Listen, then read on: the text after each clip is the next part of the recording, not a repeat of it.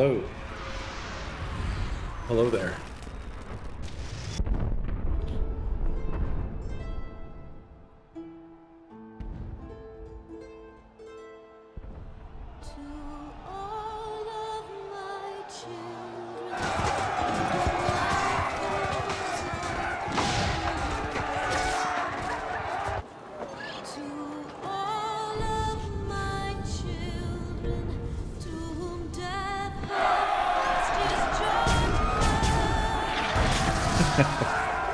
Sorry, I'm like.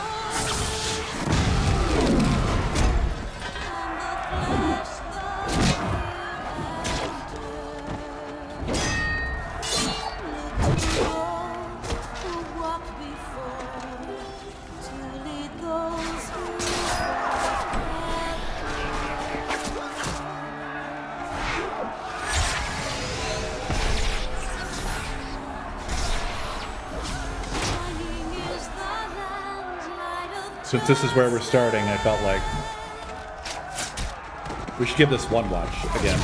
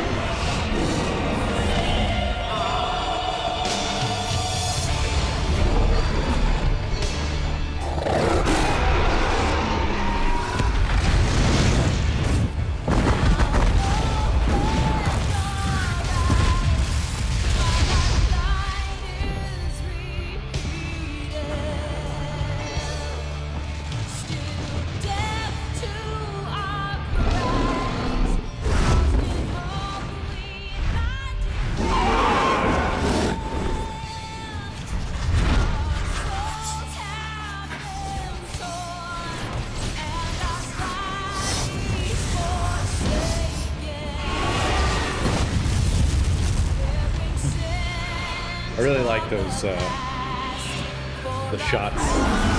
They're just so completely out of control.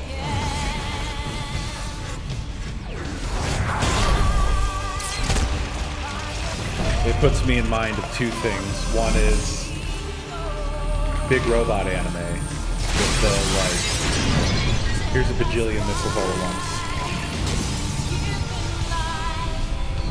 And then more in the Final Fantasy realm, it kind of reminds me, it's like the opposite of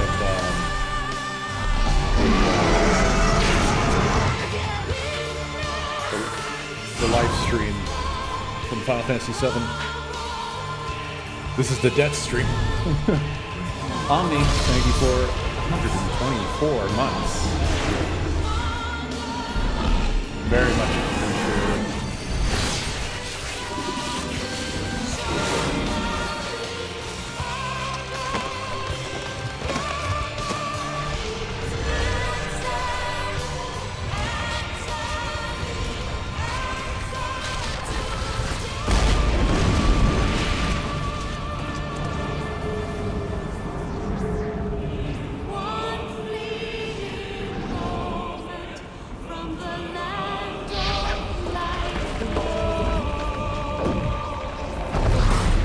I don't know who this guy is, but he must have been kind of a big deal.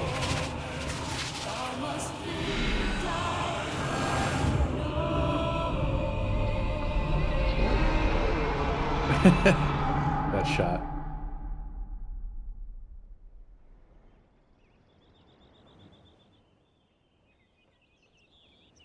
I must have. What I get from the cinematic is that the objective was to re-egg Bahamut, but failing that, teleport everyone else and then die. But they did a really great job of the facial expression, the emotion there of like, well,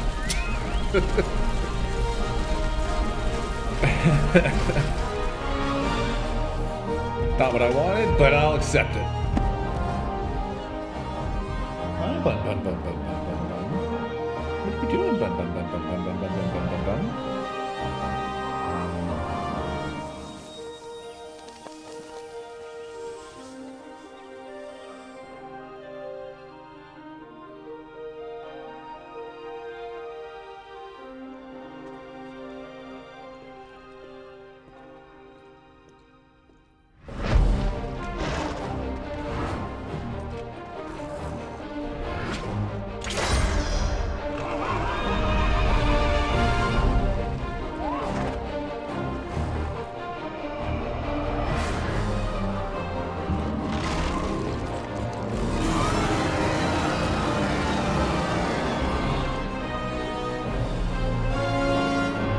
This cinematic is incredible. It's really just very enjoyable to behold. It also gives me Final Fantasy IX vibes a little bit, because 16 does do a little bit more of the medieval style Final Fantasy. Like when 9 was when they came back from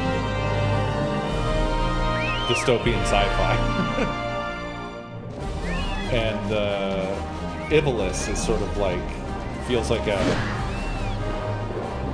separate thematic branch in a way, right? That kind of like runs alongside. And this feels like it dips into all of that.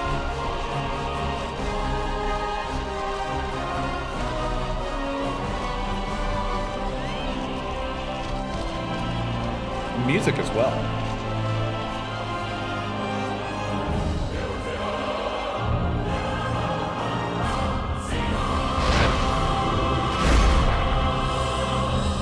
Very nice.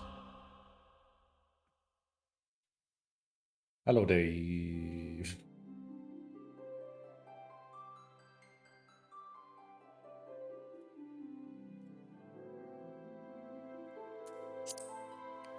I am logging on.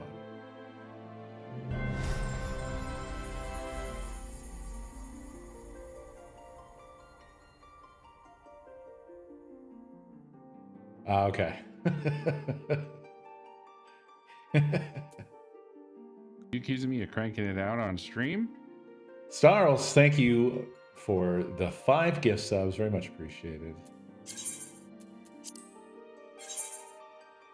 It feels kind of funny to be, quote unquote, starting at a level 40 archer. I don't know what the level cap is. Can you hear me now? Yes, indeed I can. Okay. You're a fucking archer? I am. What the fuck is wrong with you? Go get your job, asshole. I don't know nothing. I'm supposed to go get a job? Here's the first lesson.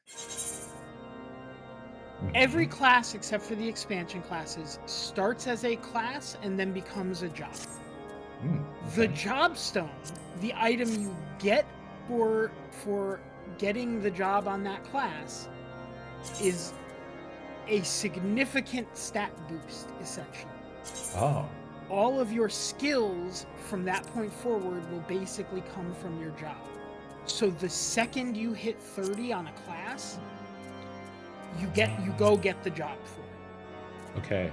It didn't give me any indication. Okay. I will bet what probably happened is when you were first playing through, you got like a tooltip for it, and then coming back, it never surfaced again. That sounds so likely. Every roughly 5 levels, you will want to go and do your job quest, because that will likely give you a new skill. That changes in some of the expansions, but you still want to check anytime there's a job quest because things will be gated behind have you completed your job quest for this expansion? And some of the job quests have really good lore. Okay. That will down. change in, I believe Shadowbringers was the first one where it switched from job quests to role quests. So instead of there being like an individual job for Bard, which is what Archer becomes, and an individual job for Dancer, and an individual job quest for Machinist, instead there is a ranged physical DPS role quest that all three of them do. Okay. Dumb little fuck. You stupid little jobless little fucking piece of shit. God just came down from the sky to visit me. Fuck. I'm glad we learned this now so you didn't embarrass me in a dungeon. Yeah, sure. I mean, so where do I even start with that? Should I have something on my person? Let me look at your UI. Underneath your main questing in the top left, see where it says to catch a poacher? Yeah, I've been ignoring that for a long time. Yeah, so when it pops something up under the main quest, it is because it is super fucking important and you should do those the second they appear. Okay, well that says level 20, so it's 20 levels ago that That's probably because it's still a class quest. Yeah, it says Archer's Guild. That does sound like it's probably my thing that I need to be doing. Yeah, so you're probably, not only are you missing your job and 10 levels of associated skills from that job, you are also probably missing 2 different skills from Archer that would have come from those class quests. Beautiful. Beautiful. Okay. Then I will hit that lodestone and go get that going. Right now. Let's form up a party so that we can teleport. I'm gonna feed you free teleports because I have a million bajillion gil. Oh, okay. I kind of feel like gil seems almost like valueless. 'Cause I don't have a million bajillion, but I have 200,000. I have 64 million. That sounds right. I started this expansion with over 100 million and haven't really done anything to make gil this expansion. I am poor, just for comparison's sake. So the economy is fucked. There's not a lot of stuff to spend gil on if you aren't raiding, and I stopped raiding in the middle of this expansion. And there are like big ticket items that you can buy and mounts and stuff that you can buy, but if like you're relatively content, it doesn't super matter. Gotcha. The big way that I kind of get away with never spending any gil is doing weekly hunts and buying Aetheryte tickets, and you can set your teleports to like over a certain expense. Like every teleport costs gil, and so mine are set for if a teleport is going to cost me more than 175 gil, which is almost every teleport, it will use an Aetheryte ticket instead of spending it. Nice. I'm currently not doing that because I'm saving them up for the next expansion. Makes sense. When is that? Didn't one just happen? Dawn Trail just happened, right? Dawn Trail happened 2 years ago, bud. Oh my god. It's been 2 years? The next expansion comes out in January. Holy shit. I can't believe it's been 2 years. I kind of intended to play back then. I remember doing the benchmark and then I didn't play.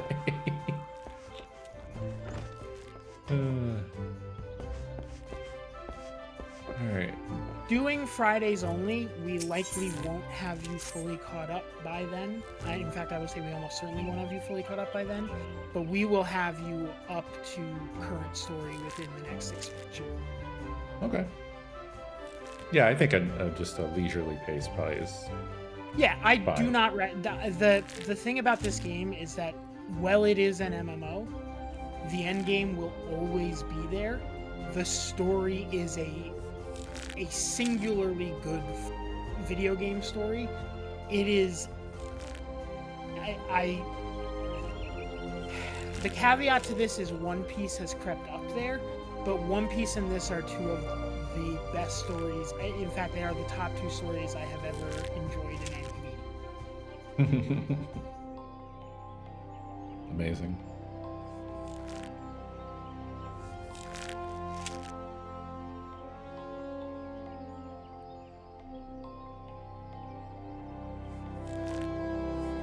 I'm learning about bigotry against cat archers.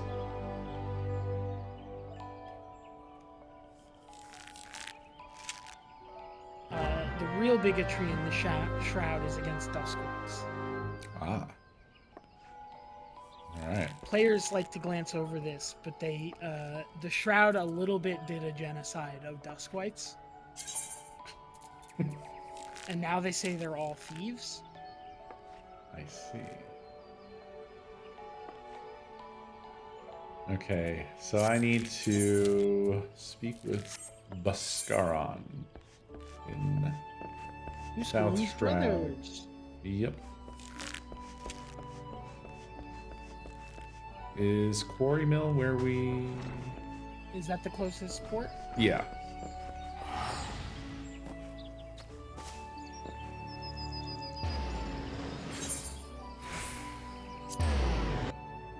Thank you. Okay. March on over there.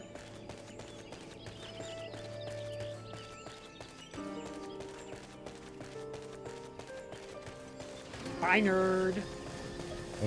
Off. That shit is so ridiculous.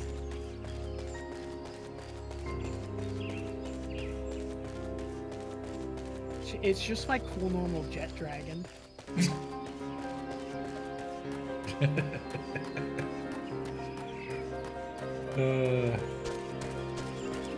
You don't have a cool normal jet dragon?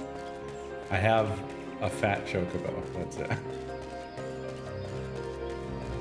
And I forgot how to use it as well. Oh no, wait! I don't have a fat chocobo. I have a fat cat. I don't even have a chocobo. Fat cat, arguably better than fat chocobo. I appreciate that, but this sounds like charity. No, like the community likes it more. Oh, okay. Where's this idiot? Inside? Oh, yep. Being treated to a film.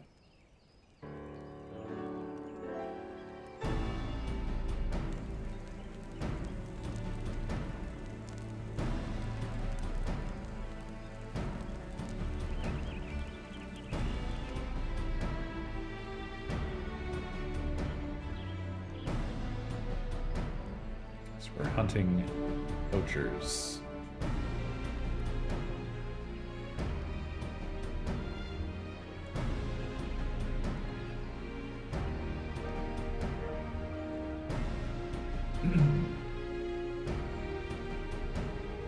So these are the Dawn Trail graphics then, eh? Yeah, they aren't.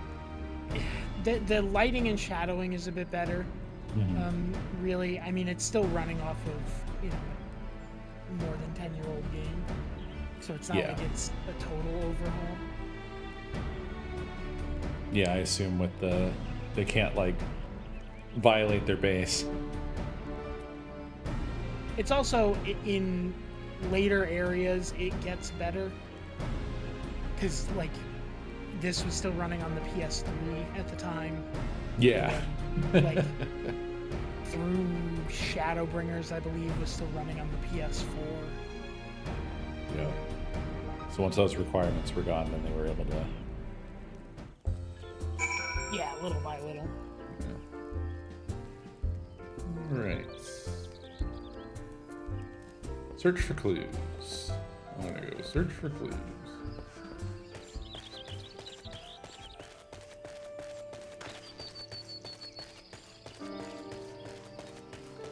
So are you at the level cap then? Yeah, I have every job at level cap. Nice.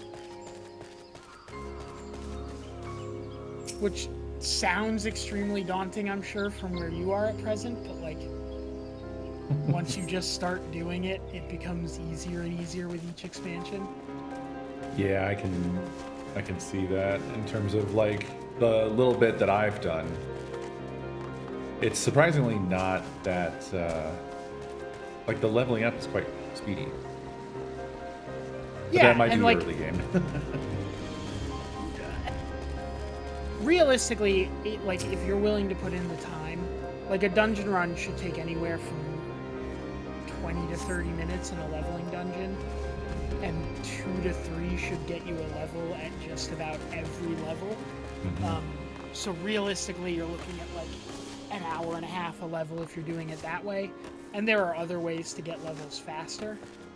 So like the real, what I will say as far as leveling goes is, if the class you are playing is one that you really like, just stick the main story with it and it's going to get you to max level. Yeah.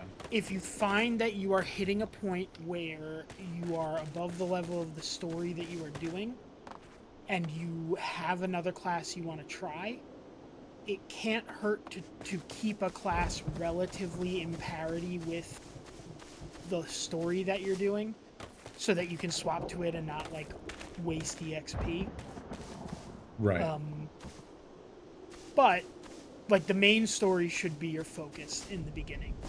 There's nothing wrong with jumping on another class and playing it and trying it out, and if you like it, leveling it up to, putting a pause on main story to level that to play it. But like your focus right now is do the story stuff. And then like once you're at max level, you just like there are daily quests to do that'll give you a significant chunk of experience on a class every day.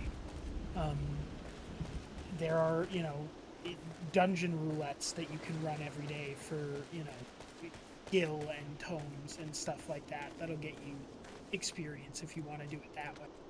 Like, it is a lot at first, but over time, because if you think about it, by the time you catch up to expansions so that you are, max level waiting for a new expansion to come out, the rest of the time playing the game is just cap your shit weekly for high level gear and then level whatever else you want. And you'll very quickly find that, like, if you just focus classes down, that is less leveling you have to do on that class the next expansion, and more time to level up other classes.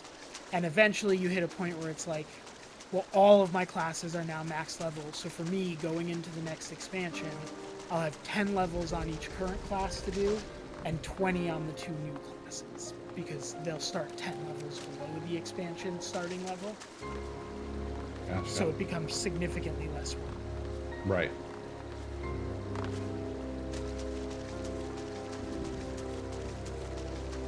This dumb quest is making me feel like the world's biggest dumbass. It's a small little area. I'm just looking for clues and I cannot find the third damn clue. Is it up this? Can you go up this? I don't think you can go up this. Trying to figure out where the fuck you are. No, yeah, if the map is like a dark area like that, you can't enter it. It's all the fucking fuckway over here. On the literal very, very, very edge. Yep, makes sense.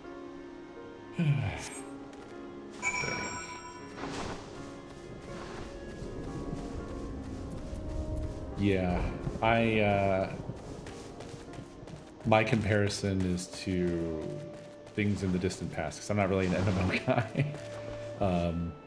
And so the comparison I made was like to World of Warcraft, which I found to be like so damn tedious. I knew people were doing like, people could fast level, but it felt like you really had to want it. Yeah, the thing with World of Warcraft and leveling quickly is it is there. It is designed to be just a kind of mindless grind to fast level. And like, it isn't a game that is really focused on its story. Like, sure, it has one, but it's not. Yeah. Like, it's really not putting it front and center. You're not hitting a lot of cutscenes. It's not. And it's really designed so that, like in this game, you are expected to play one character and use that character for literally any class you want to play. Yeah. Whereas in WoW, it's like, well, I want to play my paladin now, so time to swap over to that other character and level that one. Right, yeah. Actually, to be honest, I always felt that way about all Blizzard games. Is that the Blizzard games are just like, the stories are kind of dumb, and mostly they're about the number. If you like the number, they got the number. Like the We gotta grok it, we gotta ChatGPT it. if you like the number. And yeah, it's just like it had the treadmill feeling. I didn't care. I got so fucking bored, and I didn't really care to level up. And I dipped. I quit. The thing with me and WoW is like I am seeing, the comment, WoW has so many cutscenes these days. That's cool. 13 years of me not giving a fuck about it is not going to make me care about a current WoW cutscene. That world does not feel like lived in to me anymore, Right, yeah. Well, it feels like a Blizzard world. Like a little bit cartoony, really. Yeah. Whereas, 14 to me, I have not really done anything in the Realm Reborn zones in a while, but just, being here on the ground in South Shroud is super nostalgic for me at this point. And, feels like a lived-in world still. Yeah.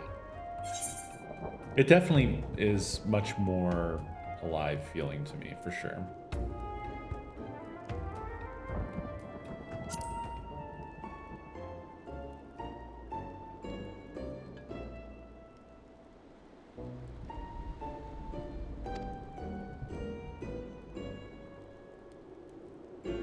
I'm starting to think that we have a traitor in our little band.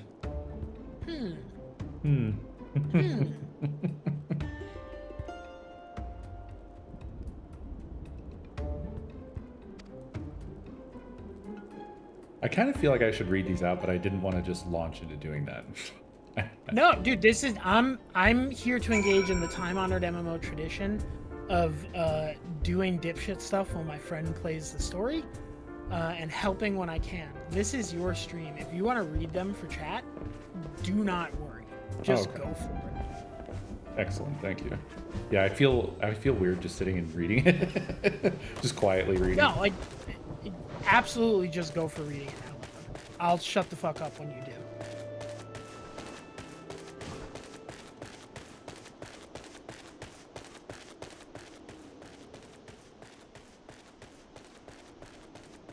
I think the only other things MMO wise that I really like, to be honest, we're kind of far from. Well, are you? Do you remember, or are you familiar at all with Ragnarok Online? I played it very briefly, but it just didn't click with me. Yeah, that's fair. It's just sort of a stupid. It was a stupid game. It certainly didn't have a story to speak of, at least not when I was playing it. Yeah, as I recall, it was literally just grind. Yeah.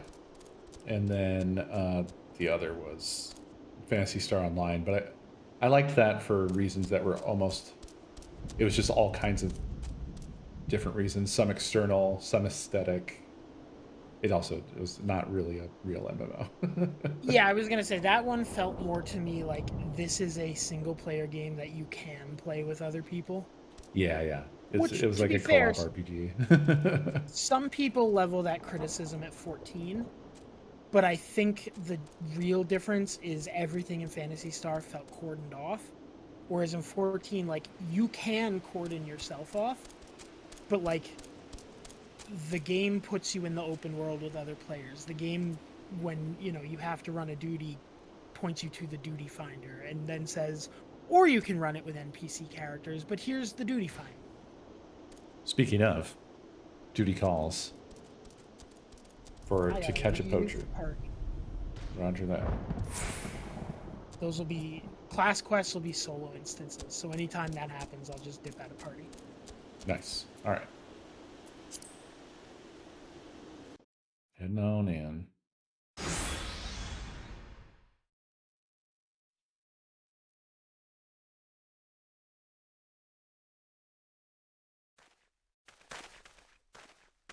Any signs?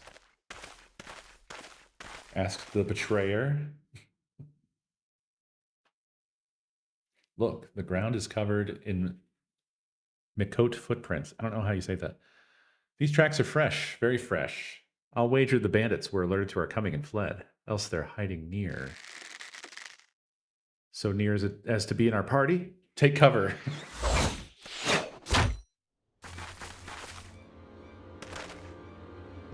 Okay, and there I was thinking we'd caught useless, some of them caught us selves. Shit. Not that I'm complaining, hiding your face is downright bloody rude when you ain't been introduced. Speaking of ill manners, don't you know it ain't decent to barge your way into a lady's bedchamber without knocking?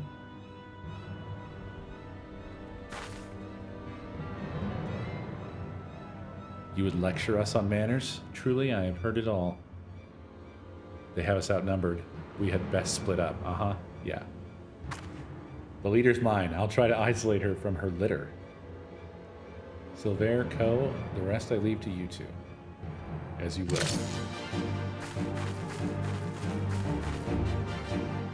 I feel like we're the bad guys. So is it Micote? Is that what they're... I don't think I've ever heard the race said out loud. Micote. Micote, okay. Thank you.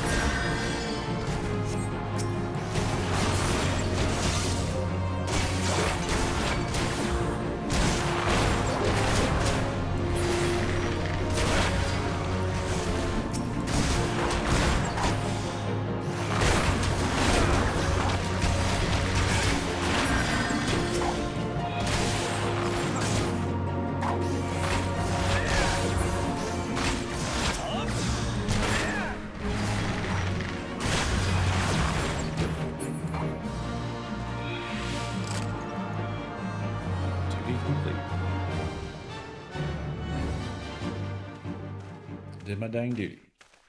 Was that the last of them? Have you seen Eliapo? With me, Co.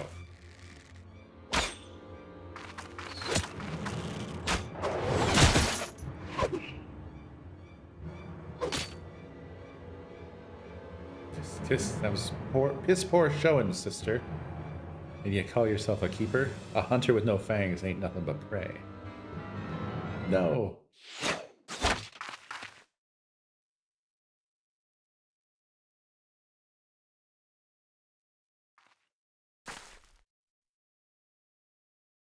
Aw, bugger. Looks like playtime's over. Be seeing ya, sister.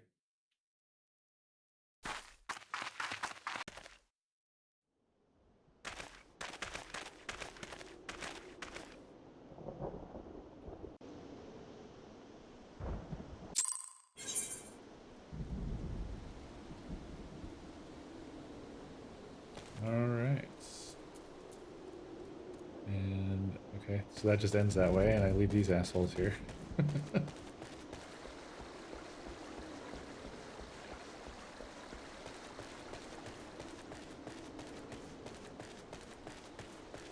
So what's coils?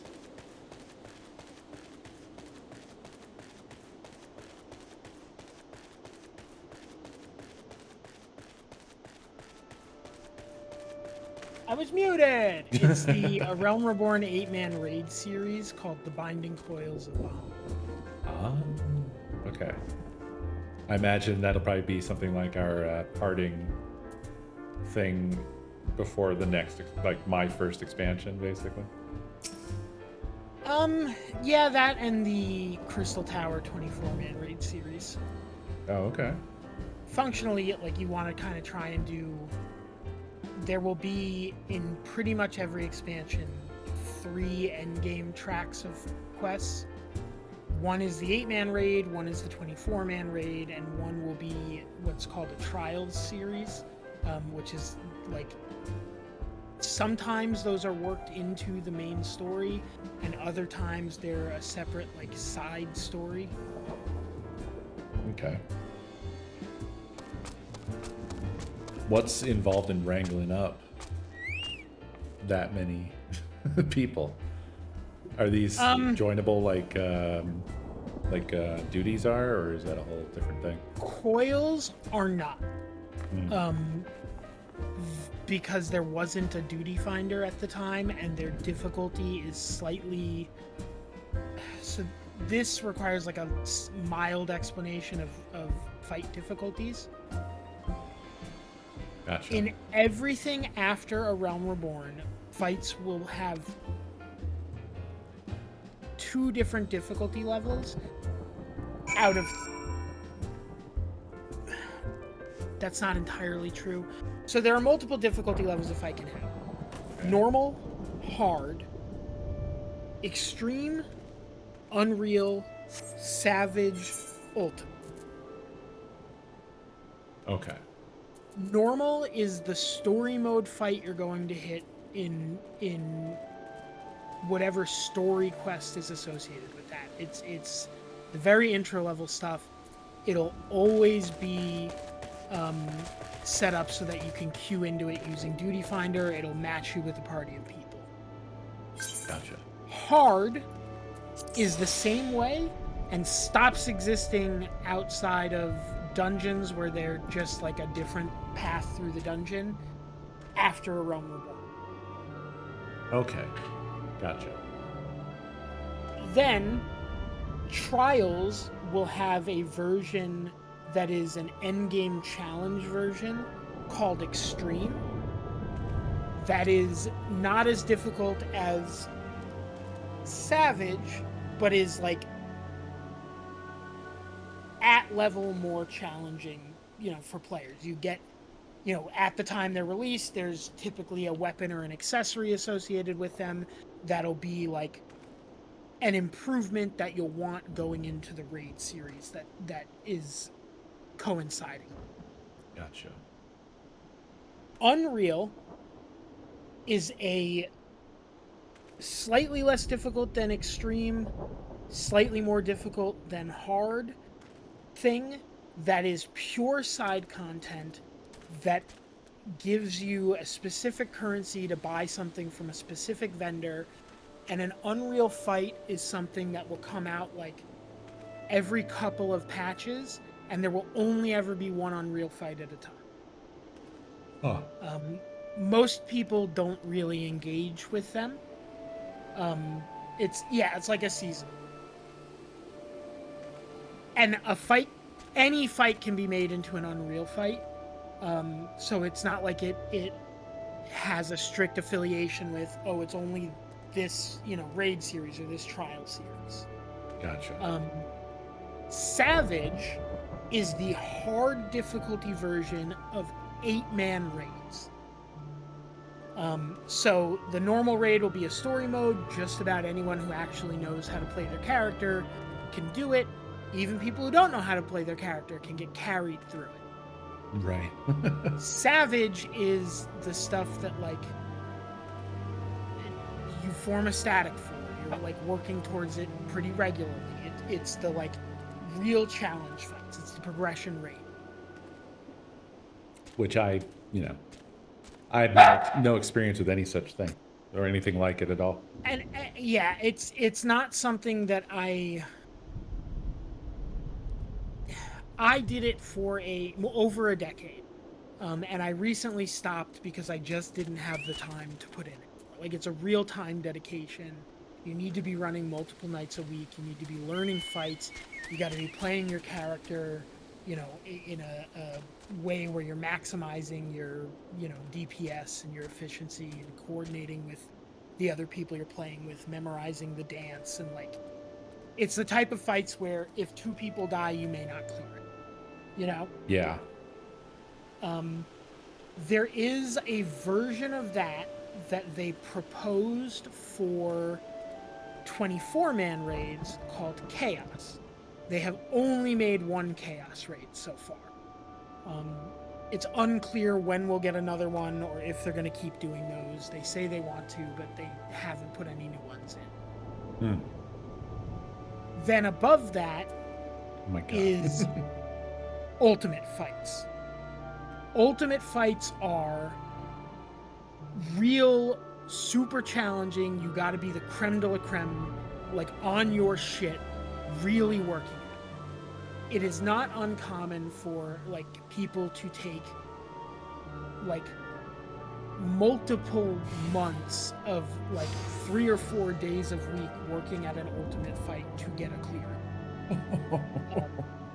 They often are like 21-minute long fights, I think is the longest one, but they run anywhere. A normal single boss like raid or extreme fight, you can estimate this is probably going to take me anywhere from 10 to 12 minutes to like complete if we do a clean run and get through it as intended.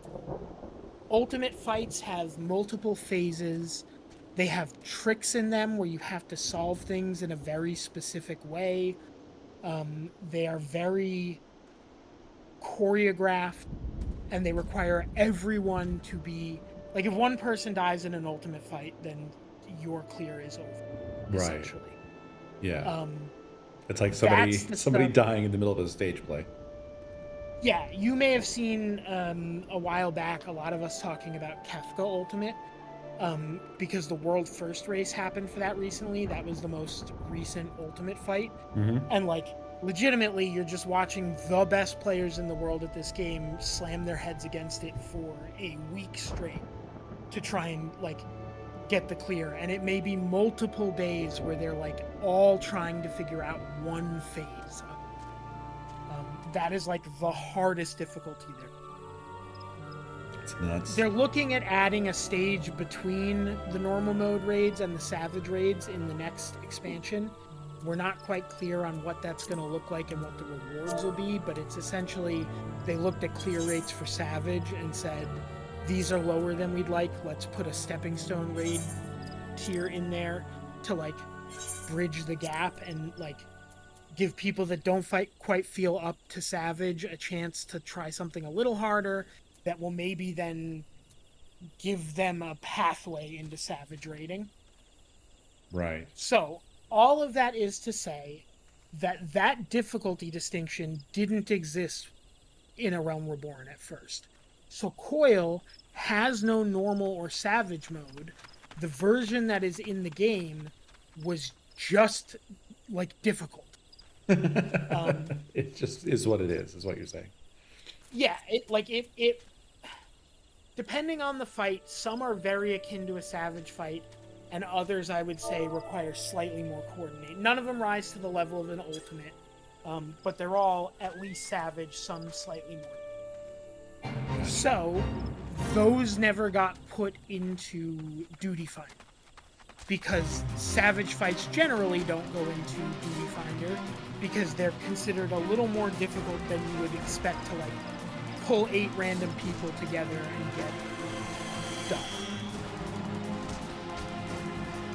So for Coil, it's one of those things where likely what'll happen is when we're at a point where we want to do coil, it'll be a night where we put out, anyone who wants to do coil, let me know.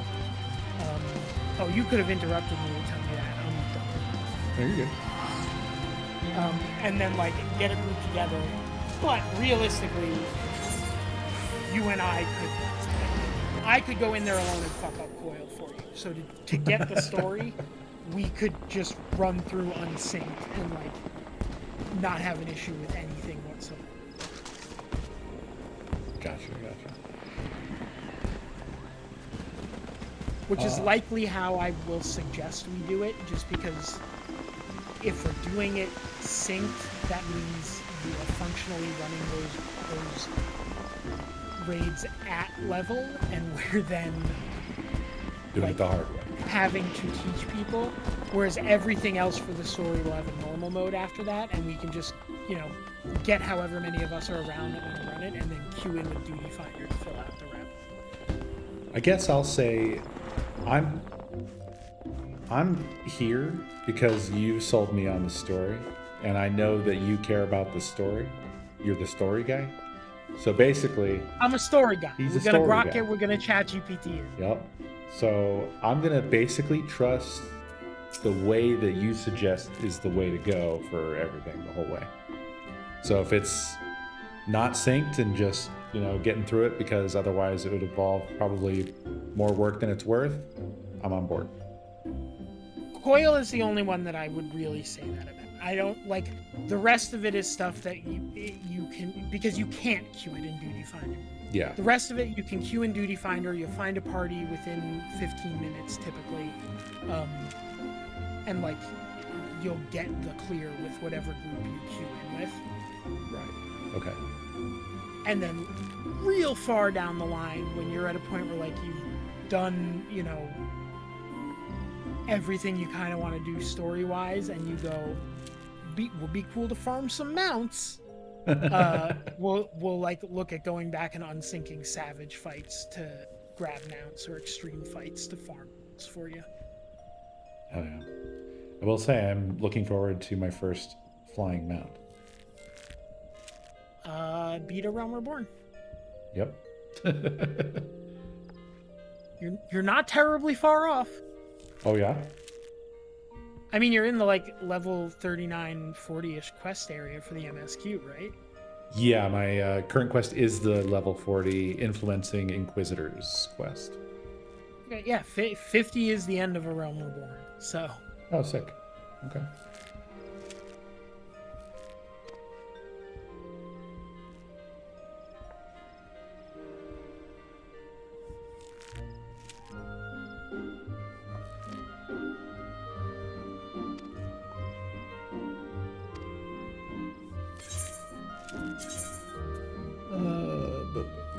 Oh yeah, none of these rewards are going to be any good.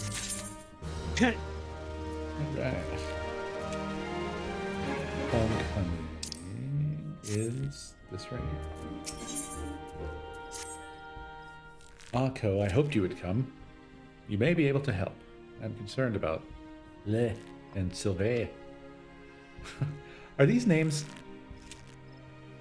There seems to be kind of like a French layer. Ish, or French-like. There are influences in certain names. Elysian names will typically be French. They are largely associated with Ishgard, which is super French Catholicism theme. Oh, okay. You'll learn all about that and some of their big no-nos in Heaven's Ward. Okay. Amazing.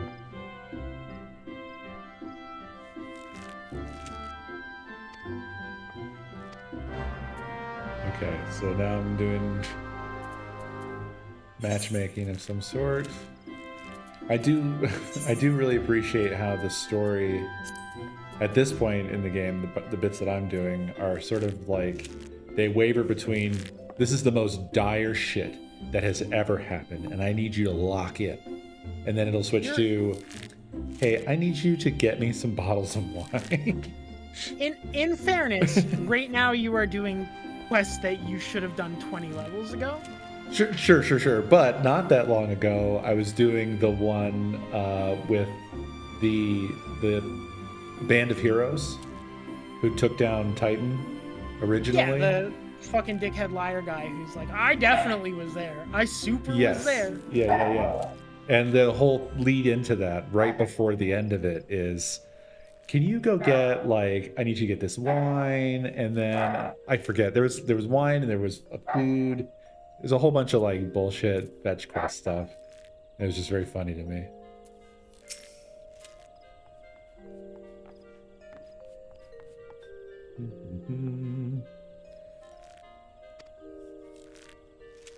Silver has decided to leave the guild.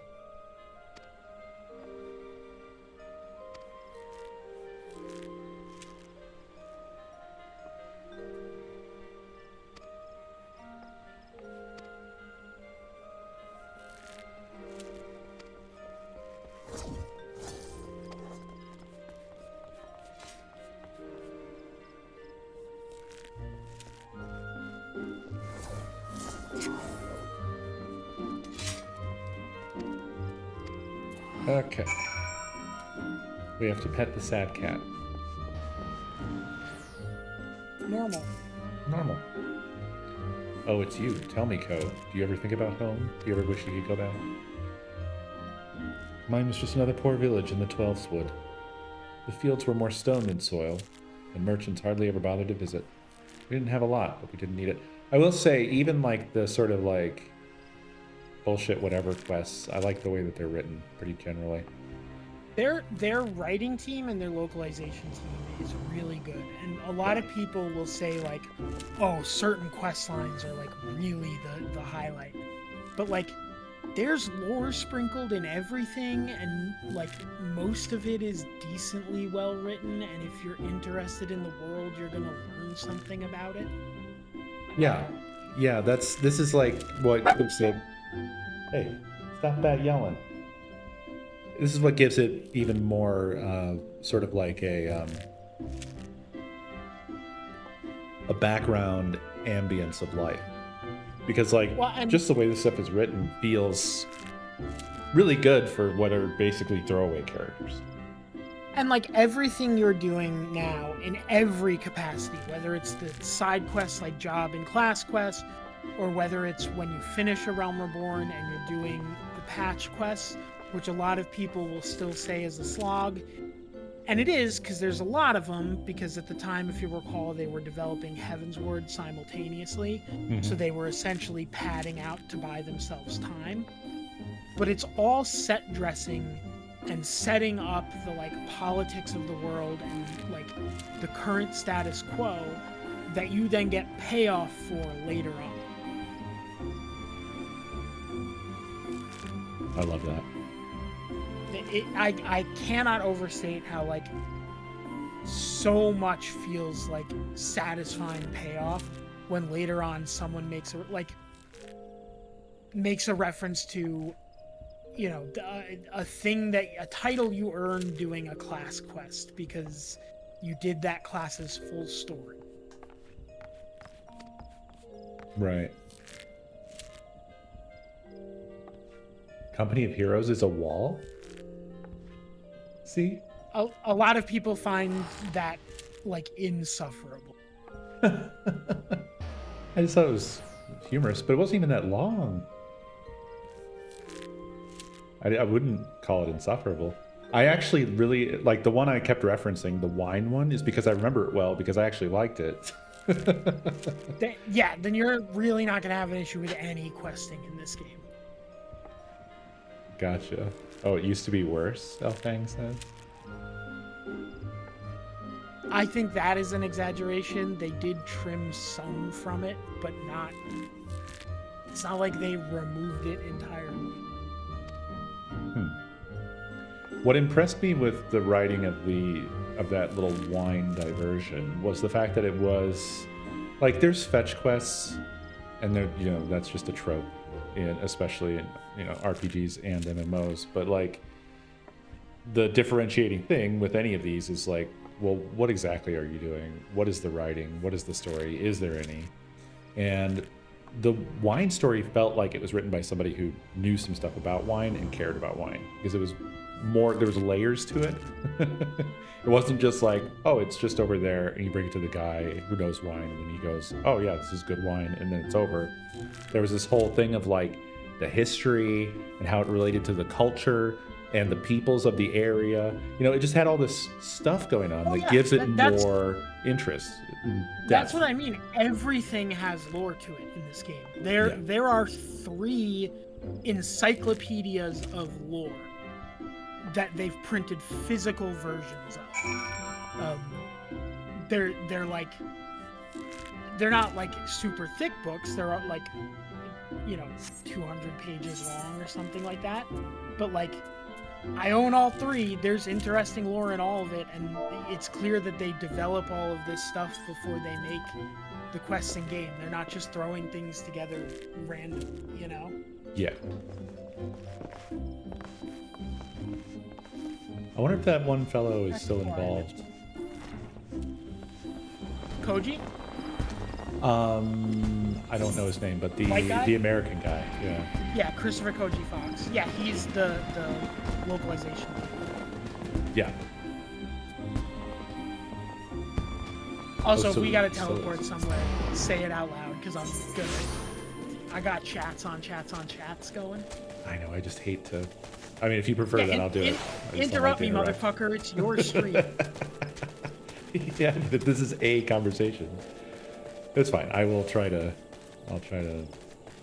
Brother, interrupt. I hold conversations in this game while doing intense raid callouts. That's nothing to me. No, I know. I'm just like, it's just the way I am, sort of thing. Oh yeah, Koji's on the main stage at every fan fest. He often will do like the translations for Yoshi P at the fan fest. Oh, and awesome. It's like intensely involved in the writing of like everything, essentially. Yeah, I just like when we were watching that, I just kept thinking like, I wonder if this dude's still doing that. I mean, this was almost, how long ago was that documentary? Like that 10, would have been 10 years right now. Around the time Heaven's Word came out. So yeah, a decade. Yeah, so like that's just a long time. Anything could have happened between then and now. And he was so passionate about it, it just made me wonder, like, is he still passionate about it, or has he moved on? What? That's cool to hear. All right, cutscene time. No, don't hurt him. And there I was thinking you mightn't accept my invitation. I don't recall inviting him, though. 'Tis rude to presume, Sonny, and I do so hate rudeness. Wait, it's not his fault, it's mine. I invited him. He's a member of the Archers Guild like me, and he's not Gridanian. Ah, I do begin to recall his face. Aye, knows how to hold a bow, that one. Well, he ain't the typical recruit, but I reckon I might be willing to make an exception. No, it's not like that. I wanted to say goodbye. Ko, ever since I met Pawa, I've been at a loss, but I realize now that my place isn't at the guild with the Gridanians. They'll never accept me. This is where I belong, with my people, carrying on our traditions. Our archery, not Gridania's. That's all I have left, Ko. So I'm going with Pawa. Maybe you don't understand now, but just promise me you won't tell Lucienne or Sylvain. The hells I won't. I don't give a shit. As you wish. Live that cat life. Ko. Made your peace with your little friend, have ye? Right then, let's get on with it. The initiation is to kill... Yes! Shoot the bastard. No! Ain't no love lost twixt ye and the guild, is there? Then what's the problem with feathering a bloody venturer? No bugger will miss him. I'll miss him all right, so just stop. Lady, we just met. I don't even know you. Dear me, and I had such high hopes for you, Miss Alipo. Waste of bloody time. A keeper what's lost her nerve? Blah, blah, blah. But there's no sport in killing captured prey. I better not see neither ye again, because if I do, I'll show you what happens to prey that's daft enough to get caught twice. Away, sisters, away. How'd you do it, Ko? How do you live in this place with these people? And why do I even bother? What have they ever given you besides scorn? Well, what do you see in them, Co? Even though you joined the guild after I did, you've come so far so quickly. Maybe you even surpassed me. I have to know how you've done it. I have to know what it is I'm doing wrong. And there's only one way I can think of to find out. Meet me at the Bannock.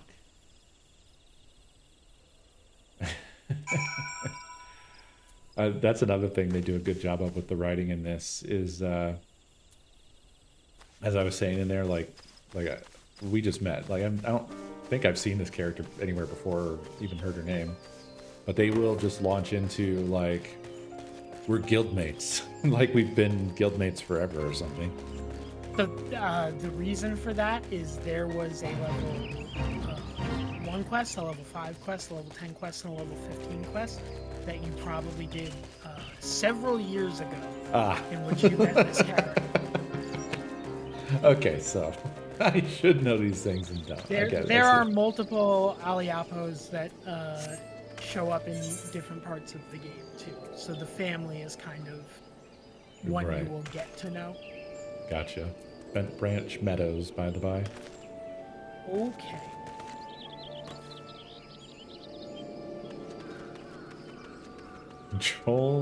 Controlled defeat. The heart of the party. That's an excellent name. I have a macro for when I find a really stupid or good name that will share it in the Crossworld link shell. Nice. The one I posted earlier while you were in your duty was Black Gohan. I like that. That's very good. What was that one I had told you about a while back? I really liked it. Oh yeah, it was Gubernatorial. That was a really good one. There was one I found earlier because there was an achievement while I was waiting for you to get on, and like when you get an achievement, you know, if you're near other people in game, they'll see it in chat. So and so earned the achievement, blah blah blah. That was capital I apostrophe apostrophe capital I apostrophe apostrophe capital I space capital I apostrophe apostrophe capital I apostrophe apostrophe capital I apostrophe apostrophe capital I. Which I just thought was phenomenal. It was quite good. Yeah, add me as a friend. My name is this. Cool, man. No. Amazing. Alright. I'm doing my duty, or I thought I was. Oh, you need to leave the party. Or I do. There you go. Thank you. Ready, Co? Then defend yourself. Show me what these people have taught you. I see, so I've jumped forward in time is what's happened. Oh my gosh, blasted me immediately. Yeah, normally you would have done 5 levels of MS between those 2 quests. I understand I'm abnormal. Thank you. I don't know how I guess I just kept ignoring that quest. I didn't realize it was important. Yeah, if it lists a sub-quest on the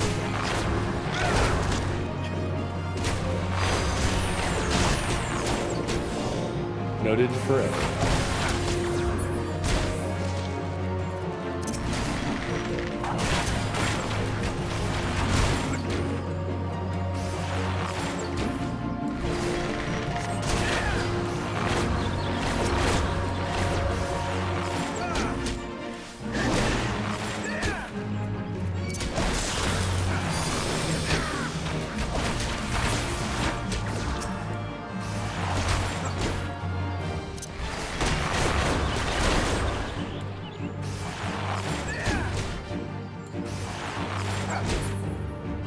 Killed her.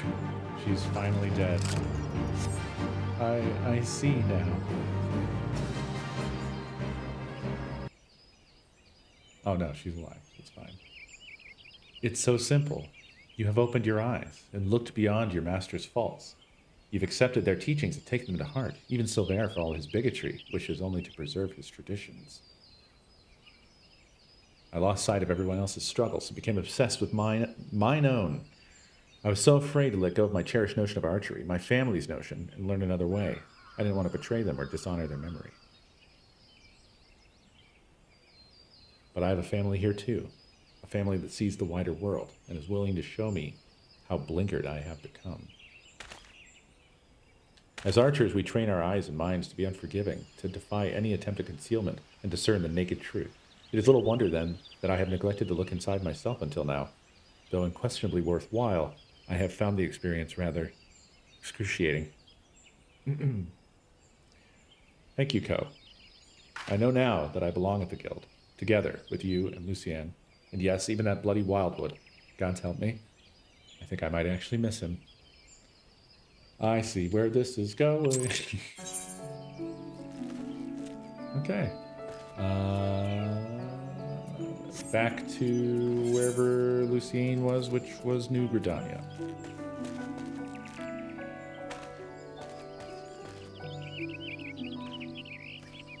Okay, well now I have to find you and my friends list and invite you to the party again. Sorry.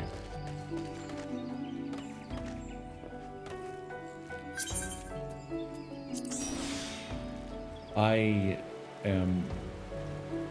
don't have a grip on the interface very well. You'll get there. There's a ton of customization.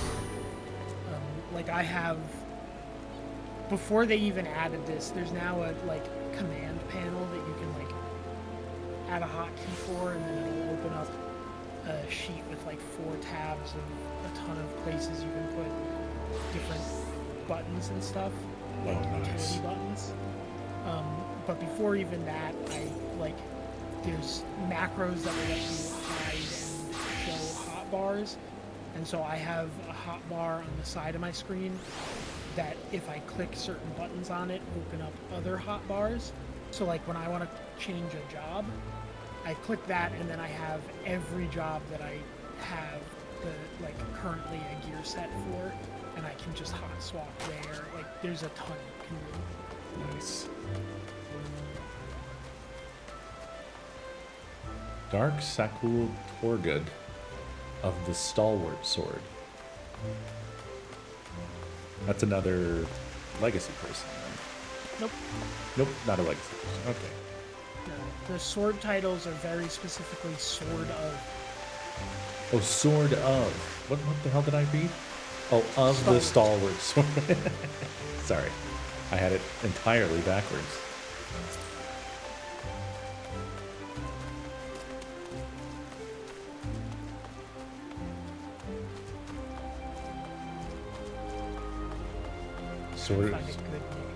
Sword of Art Online.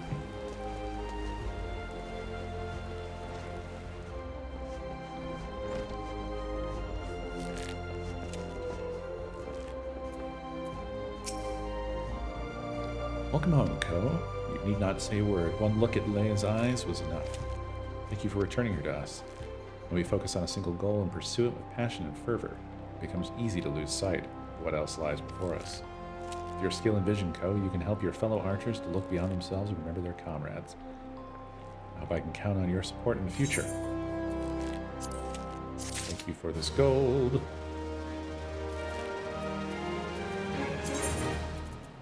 Okay. You want a fun lore fact that will make you look at certain characters and players in a totally different light? In just a moment, because I'm in a cinematic. Okay. Calm yourself, Severe. At least let us petition the Order of the Twin Adder, for there is no time, Lucien. Awa would be long gone before their forces had even assembled. Alone, I can move more swiftly, take these poachers by surprise, and force them to divulge her location. We understand how you feel, Sylvia, but this is too reckless. At least permit Co and me to accompany you. You, the adventurer and the savage, you cannot understand. Silver. But I do understand. I know what it means to take pride in your home, to want more than anything to protect it, and to be consumed with guilt when you cannot. I see what you're going through, Silvera, and I understand. This guild taught me to open my eyes and see clearly. I beg you, Silvera, open yours. You have friends here ready to fight. You have us. I've never considered you my friends. Do not follow me.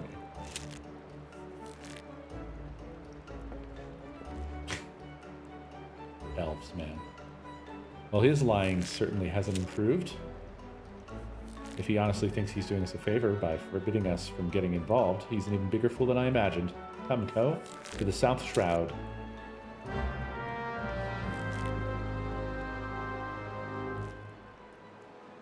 Okay. Fun fact. So, male Makote naming conventions tell you whether they fuck or not. Okay, well, my name is Co. Back to the gory mill, by the way.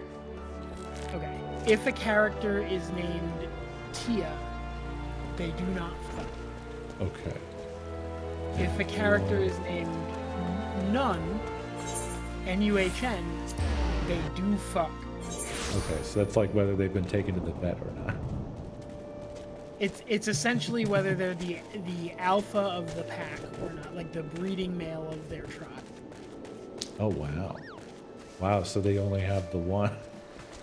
That's rough. That's a rough society. And Makote names, they start with, I forget if it's both tribes or just one of them, but in one of the sub-races for Makote, they start with a letter and then an apostrophe. That is their tribe name. So the name after, like, Ishtola is a good example of it. It's Y''SHTOLA.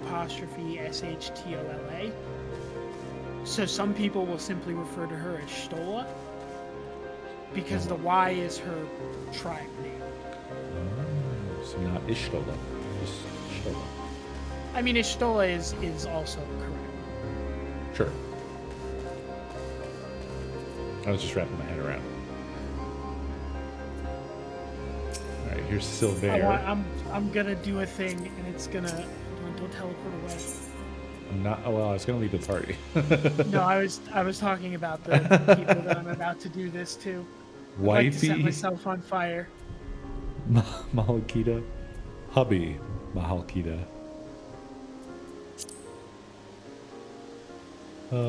That makes you want to set yourself on fire? It's kind of cute, isn't it? Yep. Nope. Nope, not cute. Okay. I say this knowing it is very common for people to like find people and get married in Final Fantasy, like in real life. Yeah. And I witnessed maybe the most horrific ending for that imaginable. Okay. In that the leader of my raid group, who was playing a black mage, was married to the white mage in our raid group when I first started raiding with them. And then me and an IRL buddy joined. Mm-hmm. And 5 years down the line of raiding together, a Final Fantasy XIV Discord e-girl started flirting with both my IRL buddy and the leader of our raid group, and ruined the marriage of the white mage and our raid leader, because he left her in an extremely scumbaggy way. Yeah, already And already obvious. like worse than just the cheating, like kicked her out of the house, like dirtbag unforgivable, like What the extreme shithead stuff. Yeah. And that unfolding is how my IRL friend found out that she was talking to both of them. Right. And this was a buddy, this was while I was living in Maryland, so it was a guy that I wasn't seeing in person regularly. He sort of dropped out of the game because it hurt him too much to be in it, and I have not really seen or spoken to him since. Jesus Christ. Yep. That's So when I see awful. stuff like hubby and wifey, I look at it and like my entire body tenses up and I want to die. Okay. Specifically in the context of we are playing an MMO together and we have named our characters hubby and wifey. Oh, I mean, it's not a life I would choose. I guess I just I want to optimistically assume, you know, hey, they're online together right now, and you found them together. So, you know, maybe it's not the worst thing, but I mean, after your story, I understand your misgivings. My revulsion. Yeah. All right, duty calls. The one that got away.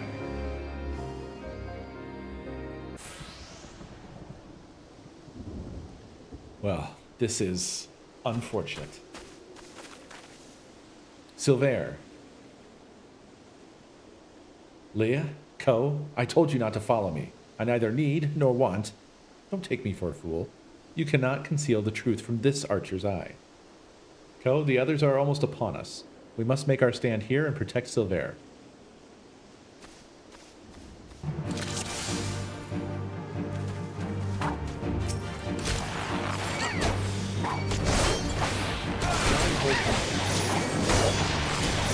Hey, don't they take a bit of this?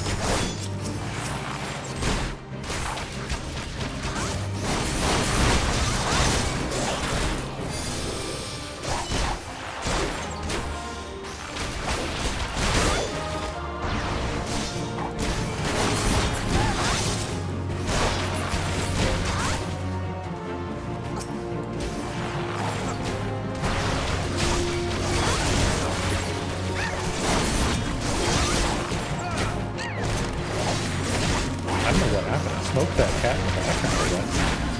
She just instantly died.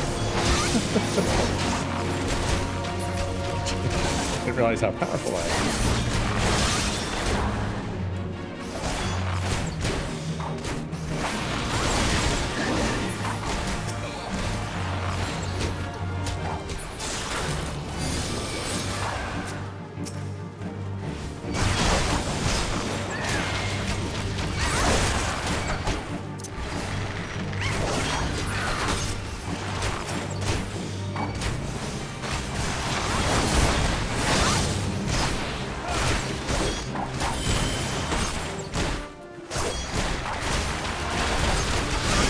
Oh, is this 2 run out? I'll fix it in a...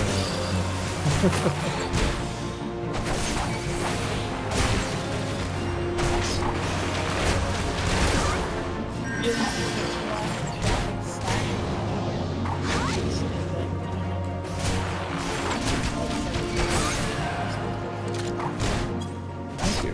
It is great. That works instantly.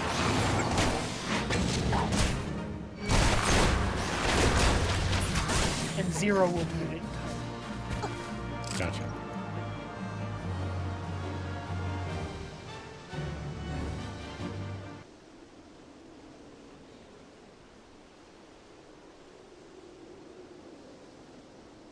I told you I do not need or want your assistance. You're the one who's deluded. Thinking you could deceive us when even a blind man could see that you cover your mouth every time you tell a lie. ... said Silver. Observe with intent, overlooking not the smallest detail. Discern your subjects' unique characteristics and recognize patterns in their behavior. I learned these things from Lucienne and from you. And I'll be damned if I'm going to watch you get yourself killed. There's still so much I don't know about Gridania and wildwood archery. So much that I need you to teach me. I suppose fixing your form is the least I can do. Why you? Hawa's gang is already on the move. We have but one chance to catch them. Poachers throughout the Twelves Wood use bone whistles like this one to communicate. With it, I believe we can lure Pawa out of hiding, assuming she has not moved on. So that's why you came to Taker's Rot, for this gang's whistle. Ko, if you are determined to help me, I have a task for you. Apollo was last seen near Ismhar. To the east of the camp, through a hollow tree trunk, is a clearing where two streams meet, and F's aren't wont to congregate. We will lay our trap there, and you will be the bait. Do not fear, Co. I swear on my honor as a Gridanian archer that no harm will come to you. I don't know what the fuck he said with the F's are wont to congregate. They like to go there. Gotcha. Is F's some other? Is that a slur for? Oh, that's salamanders. Salamanders, yeah. Okay, I didn't know that. Yeah. Okay. And this is just a long walk. So I'm walking.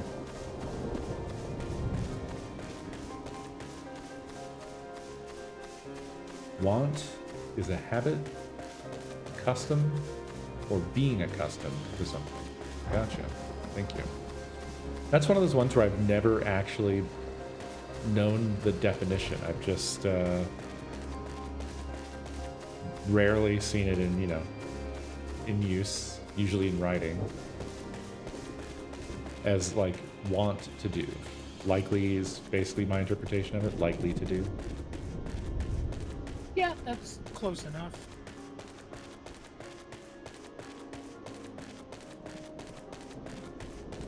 Have you big walked, Dave? Yeah, I've been walking. Nice. It's pretty lovely.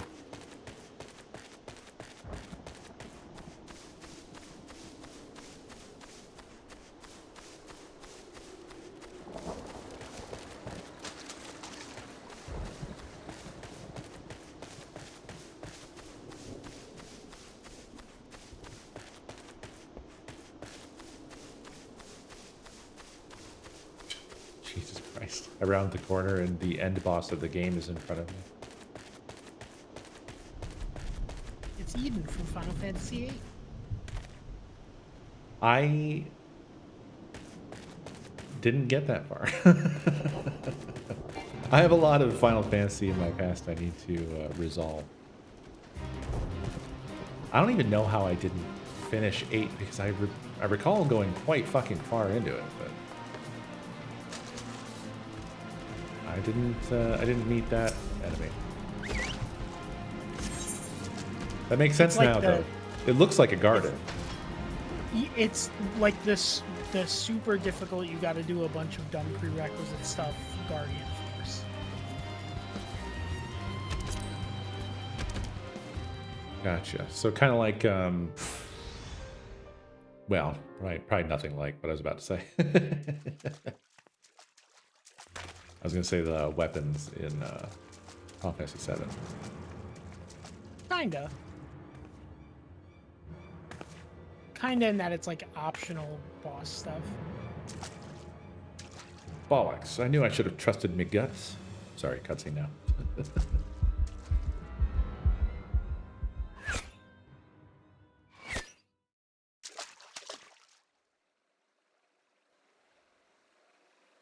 Some blokes just can't take a hint. I do hope you will forgive my forwardness, madam. No, sir. 'Tis most flattering. Wouldn't ye agree, sisters? Why don't we show our gallant wildwood admirer and his mates just how much we appreciate their attentions? I hope you like it rough, darling.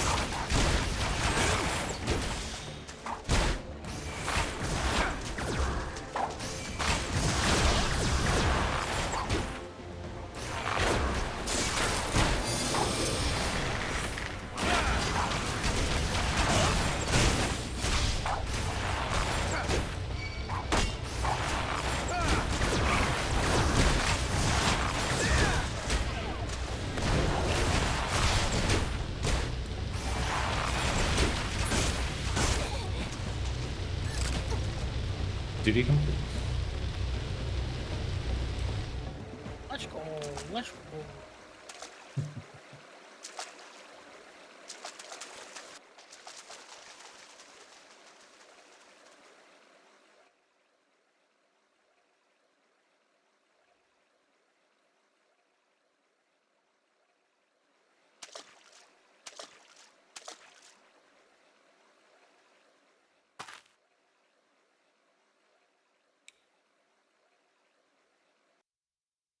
And I thought you only had eyes for me.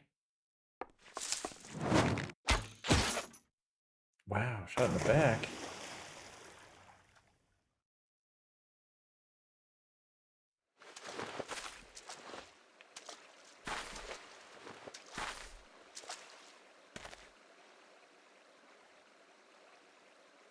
I can't. I won't. She died.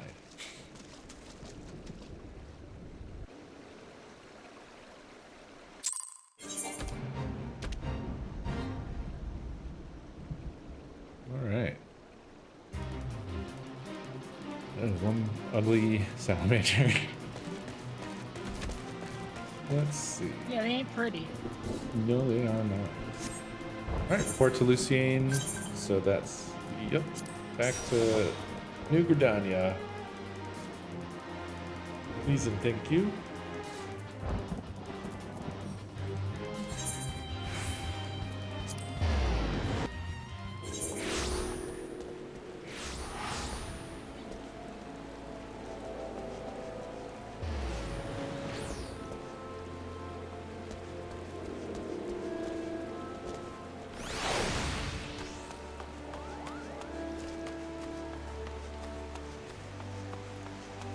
Oh, my knee just scanning for names.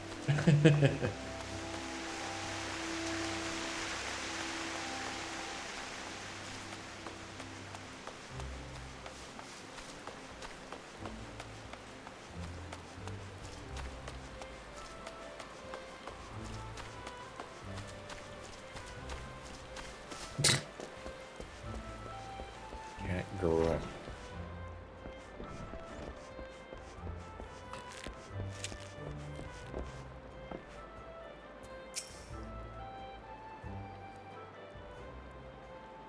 I'm relieved to see you Not a again, lot of Joe. bad names. Had the three of you not been united in your purpose, Pawamajuk would still be free, and one or more of you would surely be dead. I am so proud of you, Ko. Not only have you mastered your teachings, but you have also helped your guildmates regain their perspective that they had lost. For showing such compassion to your peers, I wish to teach you a new technique. Windbite. With Windbite, you can bring the power of the very air around you to bear against your opponents, and they will suffer on long after you've knocked your next arrow. It will serve you well in battle, I'm certain. All archers walk the same path, Ko, towards improvement and discovery. As long as you have the vision to see the path ahead, you will continue to mature and excel. Yet we all grow weary and lose direction in time. When this befalls you, I have no doubt that you will find your way back to us. This is just Square Enix talking about my subscription. Trust in your eyes, Ko. They will never lead you astray.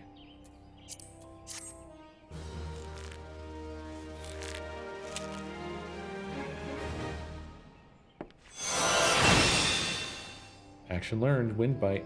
I didn't have this. This one time at level 30. It wasn't at level 30.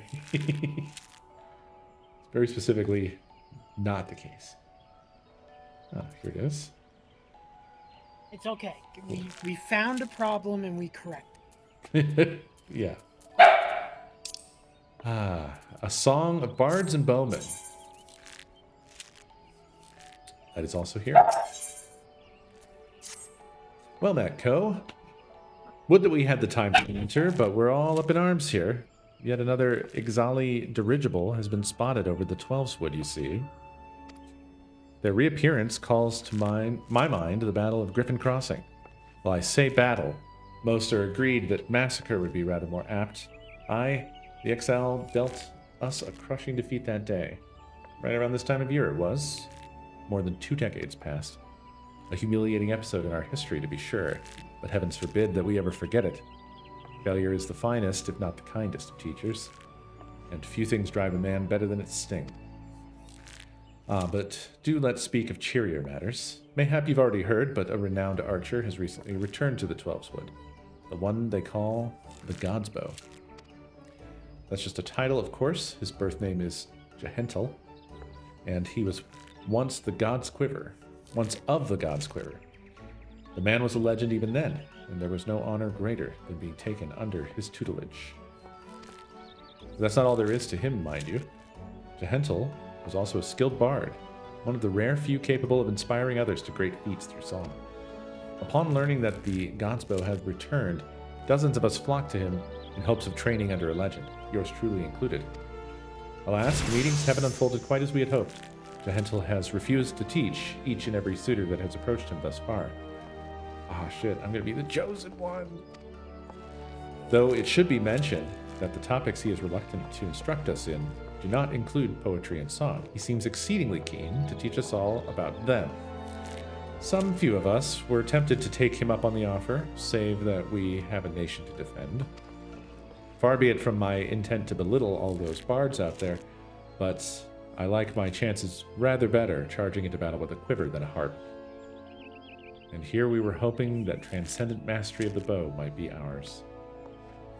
By the sparkle in your eyes, I'd wager you have an interest in that self-same poetry and song. Come now, there is no call for shyness, and there is more to life than battle.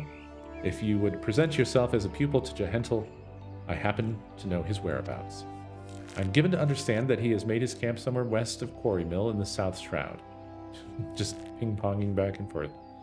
Jehentel is an agreeable sort of fellow, and should be willing enough to meet with you. Truth be told, I'm still holding on to hope. If you could find a way into Jehentel's competence, mayhap he can yet be persuaded to train us. I wish you the best of luck, friend. Funny enough, when you mentioned that you go from archer to bard, I felt the same sort of disappointment that these characters are feeling. Like, oh, I wanted to be a cooler, bigger, better archer. I don't want to be a bard. Oh well. Hey man, 20 years ago they really beat our ass. They really fucked us up real hard. Anyway, cool guy's back in town. Go let him sing you some song. To Quarry Mill, please.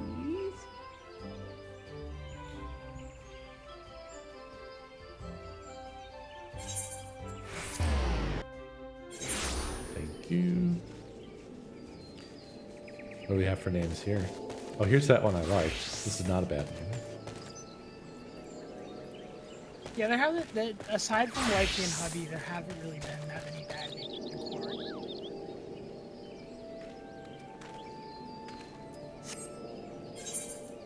Ghibli. Rogan's Basilisk is incredible.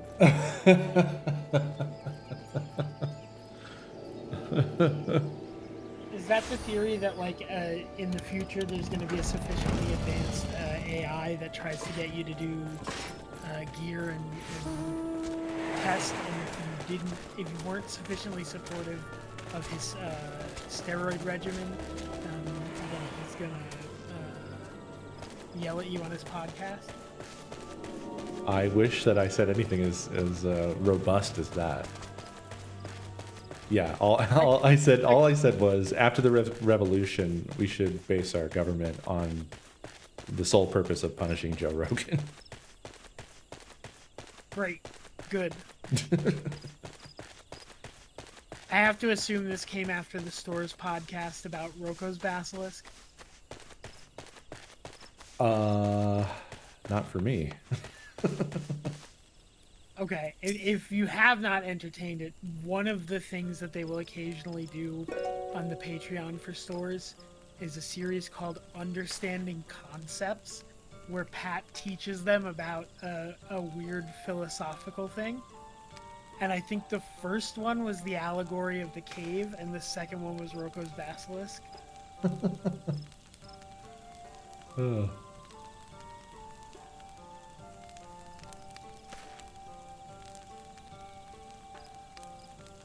Yes, I am Jehentel. the one they called the God's Bow. But that was in another life. I have long cast aside my bow, taking instead a harp to my breast. For years I've lived as a bard, going wherever the wind blows, exulting in the beauty of creation through song. To be sure, I still have the eyes to recognize a promising archer when I see one, and you, young one, have promise. Keep your nose to the grindstone, and one day you may count yourself a virtuoso of the bow. Yet know that virtuosity is worthless without virtue. Aye, the words of the ballad of the vainglorious fool tell us this much. You truly wish to remain and learn poetry and verse? Well, well, well. I must admit to being rather taken aback. In uncertain days such as these, there are few indeed who would devote their time to song as opposed to more tangible endeavors. You intrigue me, young one. I find myself growing curious as to how the melodies of old might find expression through you. I do believe a certain friend of mine would be of the selfsame opinion. Aye, that would be as good a place for any of us to be in, as any for any of us to be in. Whatever he said. Listen well, Co. There is a Moogle named Punkopoki, who can oft be found wandering in areas situated east of here. Punkopoki is possessed of a discerning eye for talent. If he sees potential in you, I should be well satisfied that you indeed have the markings of a bard. Heed me, O Sant Althik. Turn thee over the hourglass of time, and then some other words I was not reading fast enough to read.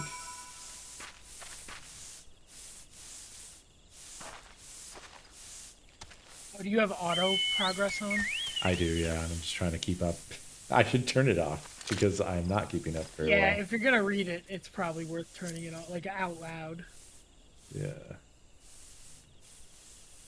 Oh, where the fuck is it at? Oh, fuck, this name is good.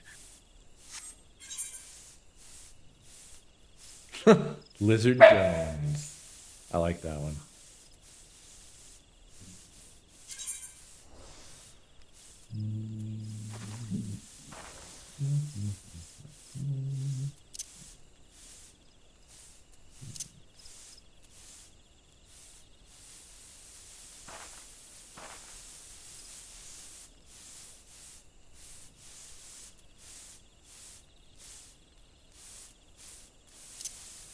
Every once in a while, after I've been running around like a freak not paying attention, I like to open my map and see if I can locate where you've scurried off to. Mm-hmm. I have not found you yet. I'm with Jehentel. Motherfucker, I fucking met that asshole 14 years ago.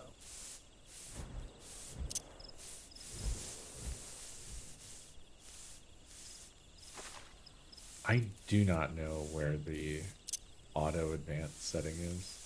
I haven't the foggiest. When you're in a cutscene, it should there should be like a thing that'll tell you the hotkey for it. Well, shit.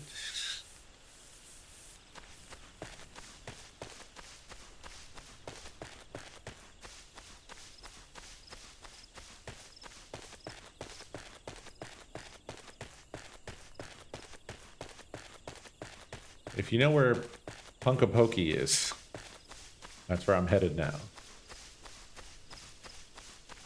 I've found you on the map. Oh, okay. Wow. I try and not remember anything about Moogles at all to the best of my ability. Wise. Look at these motherfuckers, man. How can they be called the River Yarzan when they're trying to be this fucking far from the river? They're barely associated with the river. river. This is the river. They're standing in the river. No, I know, but look how far they are from it. Look how hard they're trying to not be in the river with these fucking legs. Oh, okay.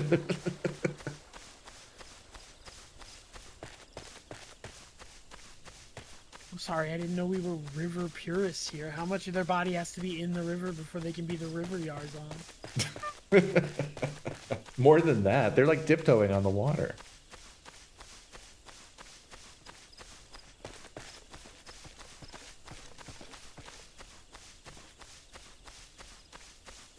Maybe they can't swim, okay? Do you ever think about that?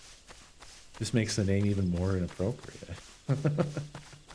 They don't get to choose where they're born. Yeah, but they get to choose their name. Well, no, because technically people name them.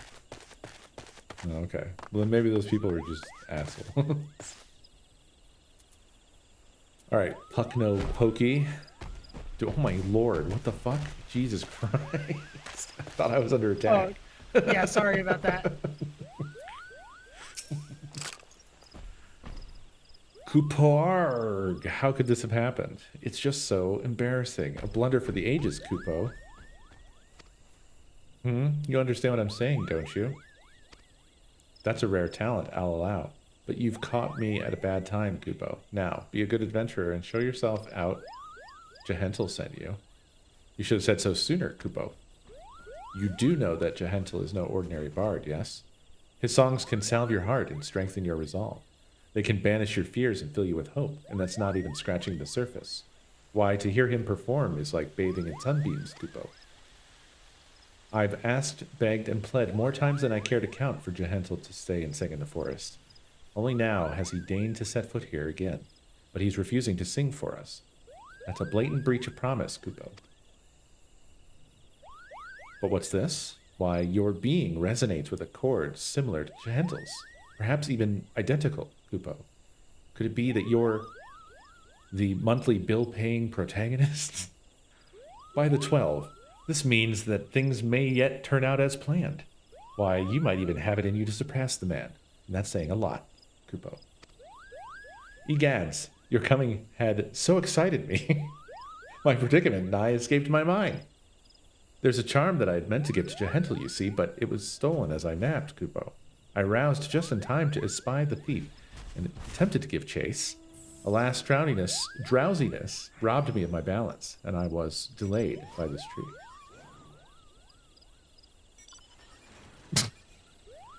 In the distance, I hear hacking. Last I saw of that overbold brigand, he, or possibly she, was scurrying toward Taker's Rot, Kupo. Now I realize we've only just met, but would you mind recovering the charm and delivering it to Jehentel in my stead? Yeah, sure. Sure, why not?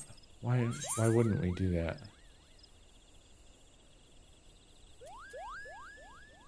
Is it in this fucking zip code? What?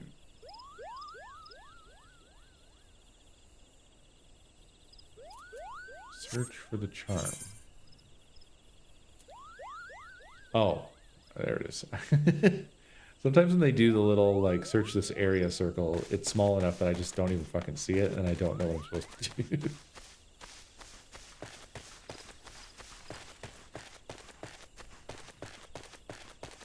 Alright. Oh yeah, I guess normally you'd have to fight all these. They would care that you're here. Yeah. Yeah, but you're 10 levels higher than them, so they don't care. Yep. I just walk in and retrieve the stolen stuff from the thieves who are just like standing around like, yeah, we'll get it back later when the next quester comes around.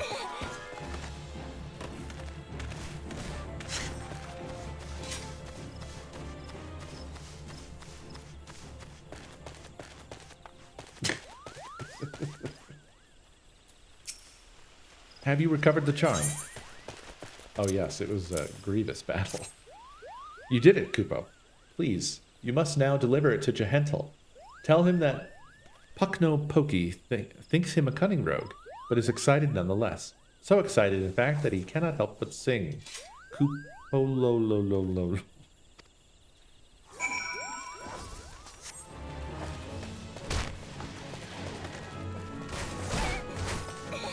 My god.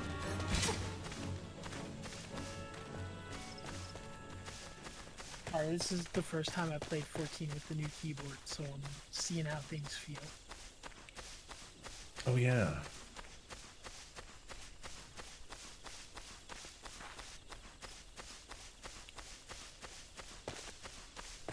You obtain 1 gil.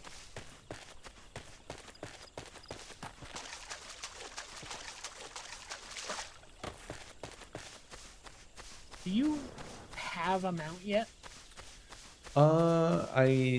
As I mentioned, I do have a fat cat. I might have other things. You don't have your company chocobo? I don't know what that is. It's a mount called Company Chocobo. Oh, yeah, I don't think I have one of those. I'm trying to remember how to get to where my mounts are. The character menu button, mount guide. Mount guide. Here we go. Okay, yeah, I do have a company chocobo, now that you mention it. I was about to be very worried that we were going to have to catch you up on another thing. Oh. I have that, as well as a fat chocobo, a coeurl, and a fatter cat.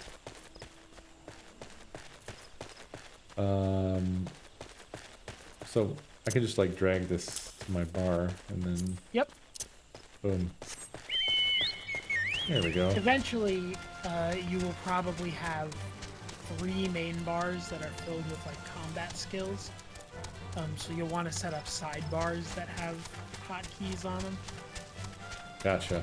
Yeah, at the moment I have 2 bars and they're almost full, although there is some bullshit on them that is unnecessary.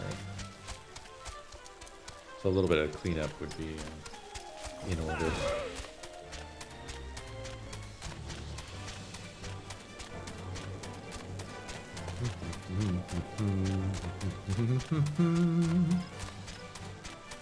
I have the play guide button. I do have it right there.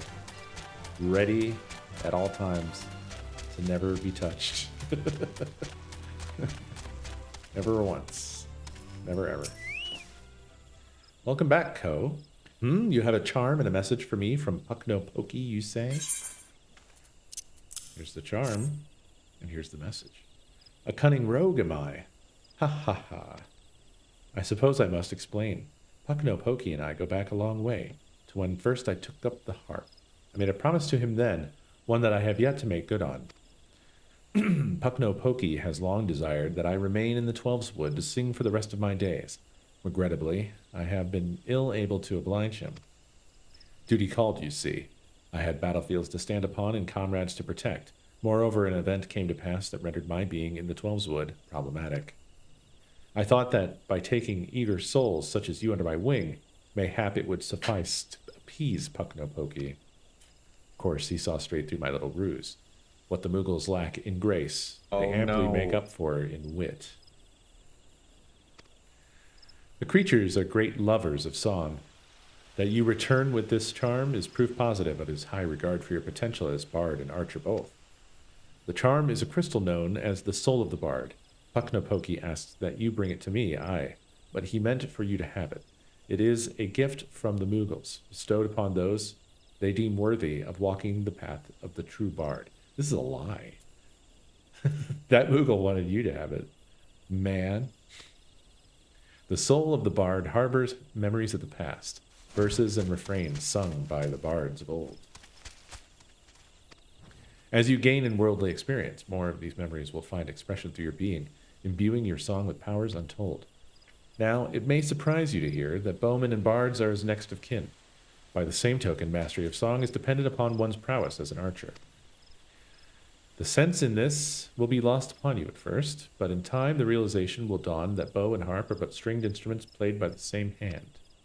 Go now, Co, and let your body and soul drink deep of the melodies of old. When next we meet, I hope to see a fully fledged bard standing before me, one who exceeds even Puckno Pokey's wildest expectations. Some training. The guy gives you a rock and leaves, and then says, come back in 10 years when you're a bard. Well, so canonically, like what he explained is like getting the jobstone essentially infuses you with the like knowledge of the best bards. Mm. And Right. it's true of any jobstone. Like you can use the class because you can tap into the aether of the jobstone and know how to use the class. You have unlocked a new job. Oh no, Finally. it's not giving me the thing to turn off the auto advancing. It's just happening. I thought there was a thing like on the text box. No, There's a wheel. I'll fucking. I guess I have to talk to some simp in Gridania.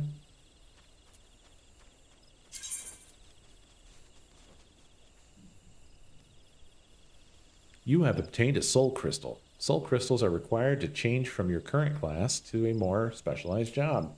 Each job has its own crystal and arms, which can be equipped via the armory chest. Spacebar toggles it off according to Google. Oh. Well, that's easy. Thank you. While using a job, you will have limited access to actions from other classes. You will, however, have access to new job-specific actions. Job levels coincide with those of the base class. When a job level rises, so too does the level of the base class and vice versa. Jobs that do not have a base class, however, will start from the level required to unlock them, and their level can be raised independently of other classes and jobs. Okay. I also like how the introduction to Bard is about how much archers don't want to be bards. Just the whole way, like, you probably think this sucks, but actually a harp is kind of a bow. It's pretty cool. Yeah, it's cool, actually. Yeah. Don't you like poetry? You want to read a book? Oh, man. Actually, being good at a bow is all the same as how many stories and songs you know. All right, we're headed to Camp Tranquil. You're gonna make me fucking teleport to something in the same zone? Is it? Oh my god, it is. Well, I mean, you said it's free, so. I have a chocobo, I can... It's free for you. I know, well, that's what I'm saying. You said it was free to me, so I'm taking advantage. I'm chocoboing over, it's fine. I wouldn't want you to spend 200 gil of your, what was it? 65 million? Yeah, brother. This truly power corrupts. I know so many people that are literally guild capped. Guild capped? They ran out. They ran out of numbers in their inventory, and the max amount in every retainer that they have. Oh my god! They need to fix the game. Those motherfuckers will never have to spend money on anything ever. Yeah, but what if somebody wants to be the world's first quadrillionaire? Alright, chat. If you're gonna give me shit about spending gil on teleports, anyone who wants to join a dungeon with us at any point in this playthrough has to pay me gil. You buy your fucking ticket. I'll split it with you 50-50. Sounds great. I'm in. My feisty little chocobo. The unmistakable smell of chocobo clings to you, adventurer. Would I be correct in assuming that you have your own trusty steed? Aye, I thought so. Now tell me, is your bird battle trained? If not, you might consider seeking the advice of Luckwalat over at Bent Branch Meadows. The Ishgardian native is something of a prodigy in all matters concerning our fine feathered friends. He should be able to help you attain greater affinity with your bird. So, actually, I wasn't done with the company Chocobo, apparently. There was more to do. This will let you use it as a battle companion, essentially. Ah, okay. Cool. This is something I would suggest doing, like, off-stream and bullshit in time. Oh, okay. So back to MSQ then. Well, do you have another Bard quest at present? Well, it's... So, the Chocobo quest is what it's feeding me. Do I have, like, a quest list somewhere? It's not on the side. Is there another quest at wherever the Bard trainer was?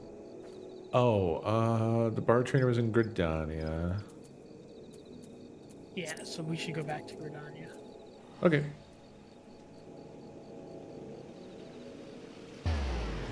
Also, the same zone teleportation thing is like... excuse me. Is like... The way you fall in love with an MMO world is spending time in a world, and I would be robbing Cope that if I teleported him within the same zone. I didn't even realize that that was the case. I just assumed it was elsewhere. So. You saved me that. Equip your soul crystal, by the way. Oh, okay.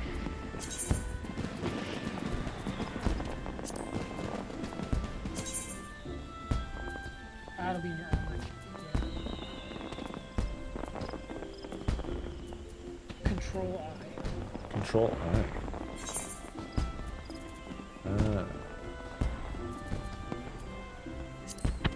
Soul crystal. Equip.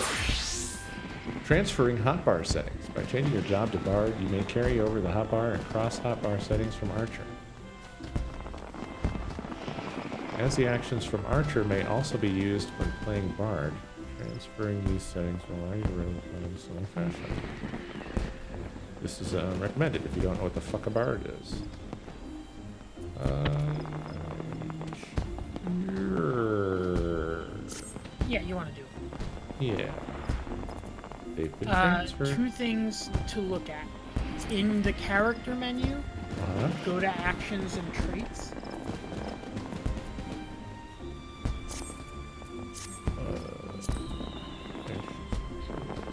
Yes. So the first tab, actions, will show you your class and job actions. So if you ever need, like, if you ever need to make sure you have all your abilities on a bar, or see when you're getting your next ability, that'll let you like look at those, and you can mouse over them for the tooltips about like what they do specifically. Right. And then below that, roll. Gotcha. Those are the abilities that any physical range DPS can use, and you will want them on your bar too. They're largely utility abilities. So they'll be like Second Wind is a personal heal. Some of them will be like stuns. Arm's length is really important because it is anti-knockback. Yeah. Okay. Cool. I do have all of these on my Okay. bar. I this is more just to like, as you play other classes, like, so you know where shit is. Yeah. I probably need to add another bar already.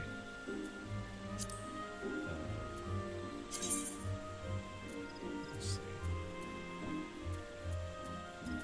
see. So you won't be able to add them through there. I mean, you can turn them on through there, I think. But they're in the, if you go into you hit escape to open the game menu. I believe they are in character configuration. And then hotbar settings is one of the red buttons on the left.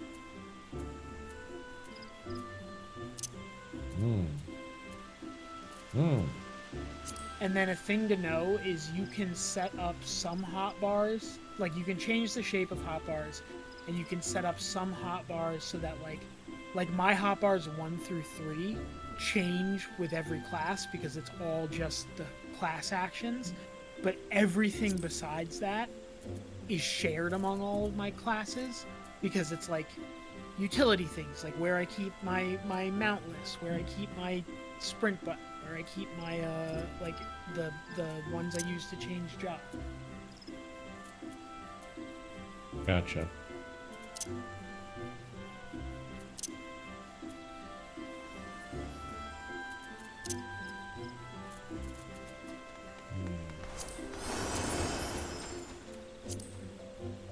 And real useful for you now, so that you don't have to go, well, not now specifically, but like as you're setting this up, somewhere in the actions menu there will be a button for command panel. That is that thing that opens up like 4 tabs of a bunch of slots where you can throw stuff, and then all you have to do is have that on a hotbar, and you click it and it'll open that thing. So like if you wanted to throw macros in there for emotes, or items that you use repeatedly but not in combat, stuff like that is a really good place to put it. Gotcha. Okay. At And some I point, would enable not that on where? stream. It's probably in, like if you go into characters and then the actions and traits thing again. Oh, okay.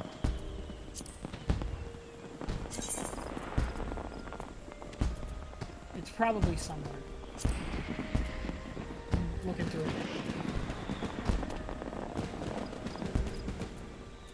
Under extras, command pane. Ah. Ah. The command panel allows you to freely register various actions and commands, including mounts, minions, emotes, and gear sets for easy access and execution. Nice.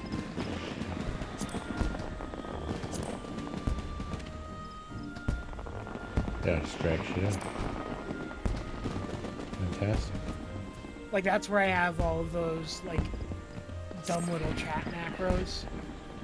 Yeah. Like Oh yeah. for when I jump into a dungeon. Yeah. So this is where I should put shit that, for the most part, I don't need in my face. Yeah, and you like I use that in conjunction with, like I said, the little like self-made hotbar menu that I do. And at some point, like off stream, I can show you how I did that. But there's a lot you can do with the UI in this to make it work exactly how you'd like it to work. Oh yeah. Okay. Fantastic. I like that. That's good.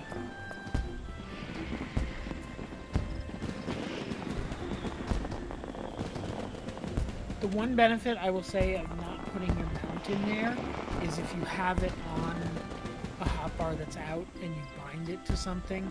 Like if I hit 1 on my number pad, that is my mount and dismount button. And you can't do that from the control panel. Right. But it's also like those first 3 hotbars, I wouldn't put a mount on there. I'd set up a side hotbar and add a new bind to it. So not something I would say you have to do. Yeah, yeah. We'll come back to that, or I'll revisit all that in the future. This is good enough for now, because I now have a bunch of space for bard stuff, and get used to having the control panel, which, that's very good. I like that a lot. Yeah, you are getting that at not necessarily phase 1, but they gave that to me at over 10,000 hours played, and I'm still getting used to it. It came out like 2 patches ago. Right.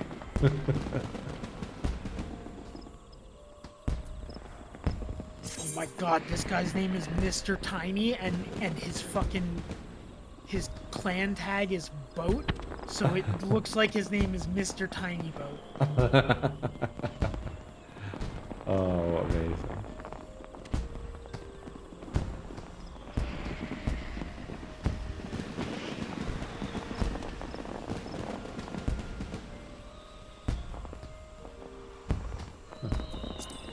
Oh yeah, I do have a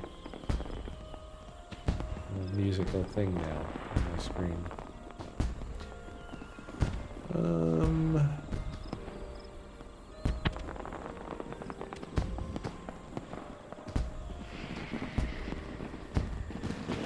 It seems, unless there is a list of quests that I have.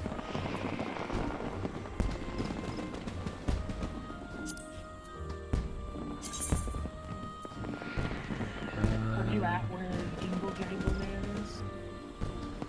No. Because he would be the next. The Archer's Anthem in Quarry Mill. Okay. That's level 35. I don't know. Okay, hold on. Ah, okay. So it's showing me the class, and that's my next Archer. So there isn't like a job. You're in the hunting. The hunting, yes. I am in the Yeah, that's hunting. I not don't a know job why that's. Yeah.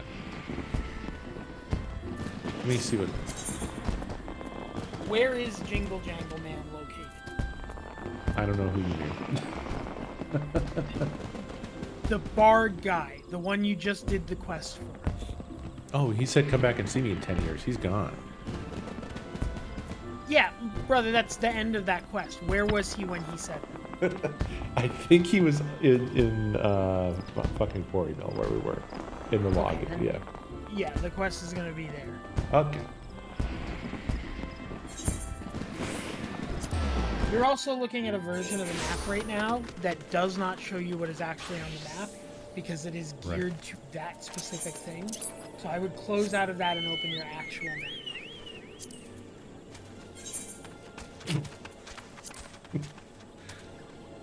Ow. M. Just end.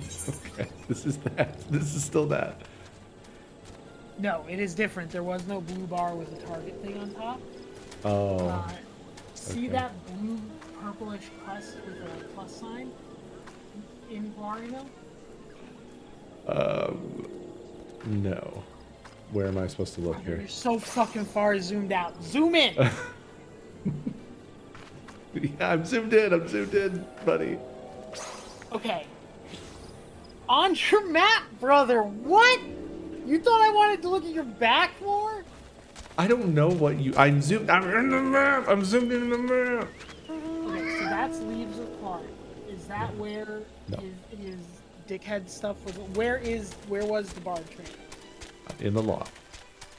I'm going where he is. I know where he is. Okay, yeah, he has another quest. I know.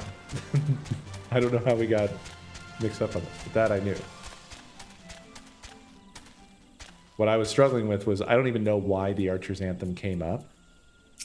Because it was on that Chocobo quest. It just switched on me and I don't know what I did. Oh, because the Chocobo quest probably wants you to finish the hump log. Right. Oh, okay.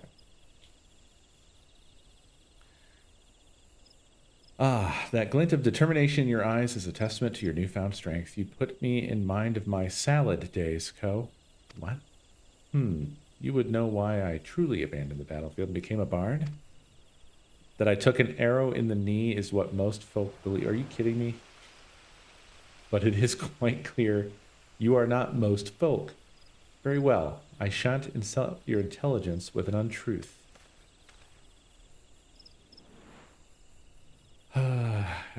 Y'all are talking about me? Yep.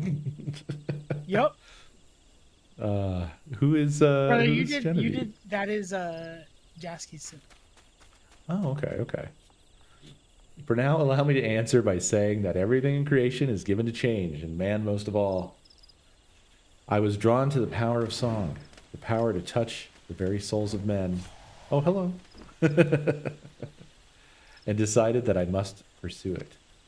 Sadly, that power has been all but forgotten in this age of cynicism.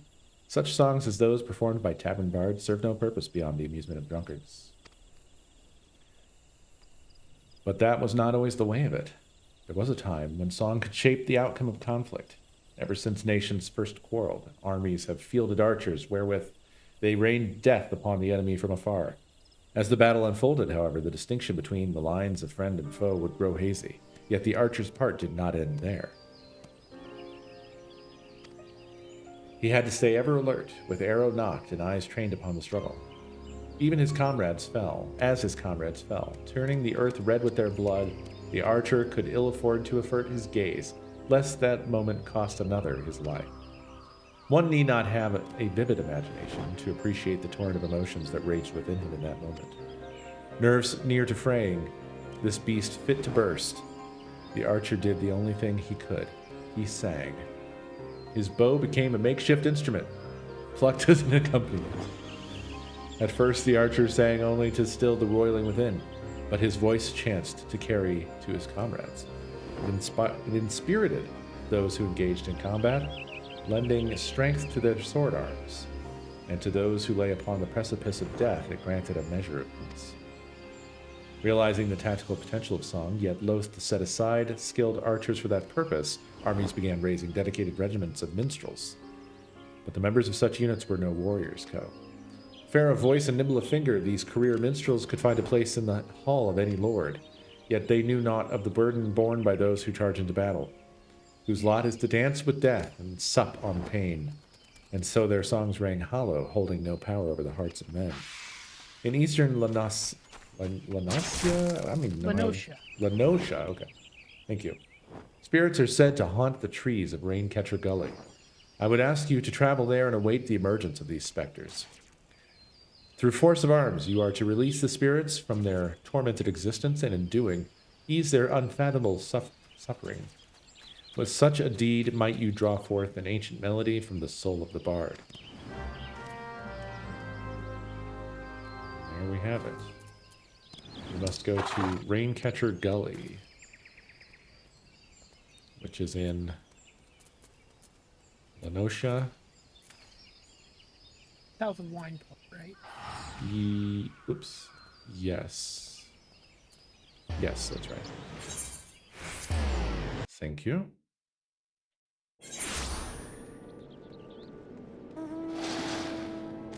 The dialogue of these characters is very enjoyable to read. It's very, I mean, in the case of this, since it's obviously all about becoming a bard, very lyrical, which I like. They give everyone like it's really easy to picture a voice or an accent for every character. Yeah.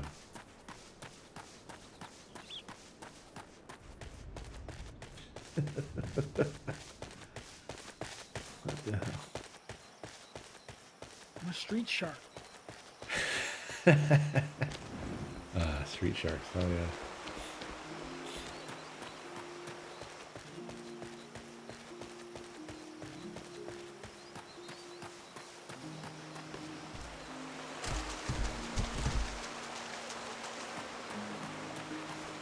Yep, I can tell I was supposed to be doing all this shit because this is all the places I went before. It's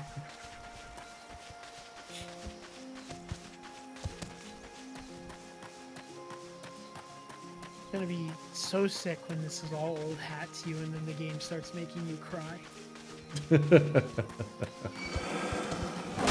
Can't wait. Really genuinely excited for you. Look forward to it. Every once in a while I get like a TikTok of like starting my journey in Final Fantasy XIV. 700-year WoW veteran. Let's see if this game has the juice. And then like you'll I don't necessarily follow the person unless I think they're interesting, but then like because my algorithm is like Final Fantasy XIV, I'll get a loop back that's like, yeah, I'm into Heaven's Word now, and the story's pretty cool. And, I keep hearing people say it's gonna make me cry, but I'm a manly man, and I'm not gonna do that. And then, like, a couple weeks later, you get another, like, clip of them hitting a scene, and it's like, they have a flashback clip of I'm not gonna cry, and then them just weeping openly.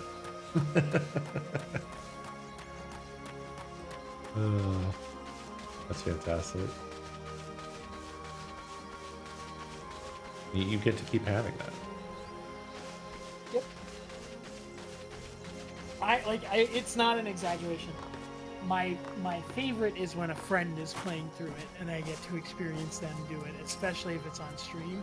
But like, there are certain cutscenes I just like watching people like watch for the first time.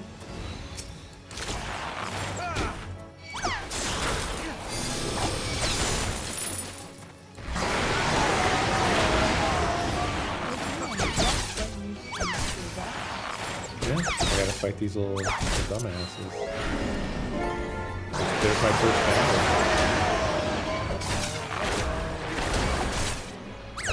Oh, my damage delta increased. Wow, I really felt it go up. Fuck you. My heart is cool. And shoots arrows. Yeah. Yeah, they all do that.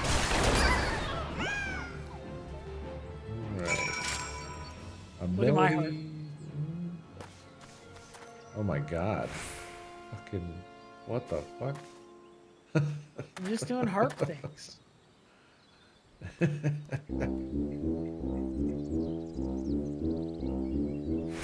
is your top of the line bard.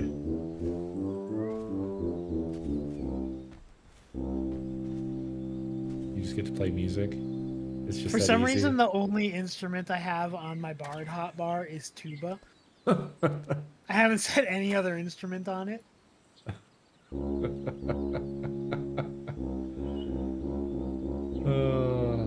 That's good.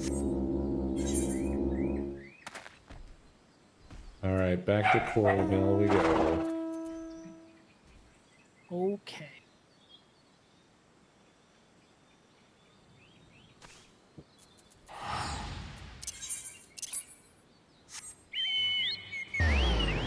Stop tooting my tuba.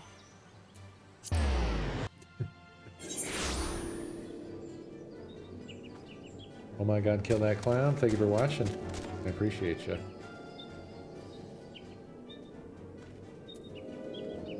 Alright. Whoop.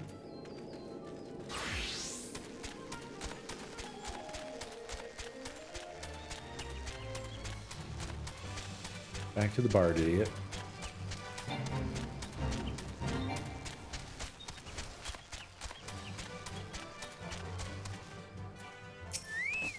The other thing that I love in this game, name-wise, is when someone goes the opposite of a really, like, stupid, like, name, is when they just go, like, the normalest dude name you could possibly go. My character is John Smith. Okay, man, you logged into the fantasy MMO and you saw all of these options and you went, John Smith?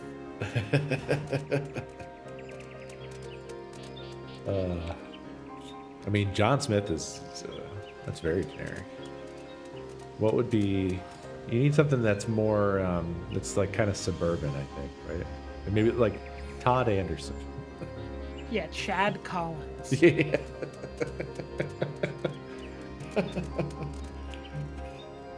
Those are good. I like that. Just fucking coming up with just a white guy name. Kevin Worthington. Chuck Johnson.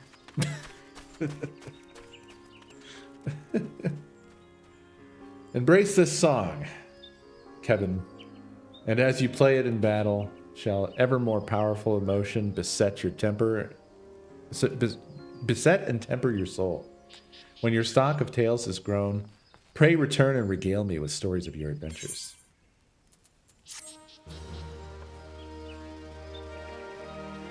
So there should now be a 40 quest for him, and then you'll be caught up. Action learned. The Warden's Peon.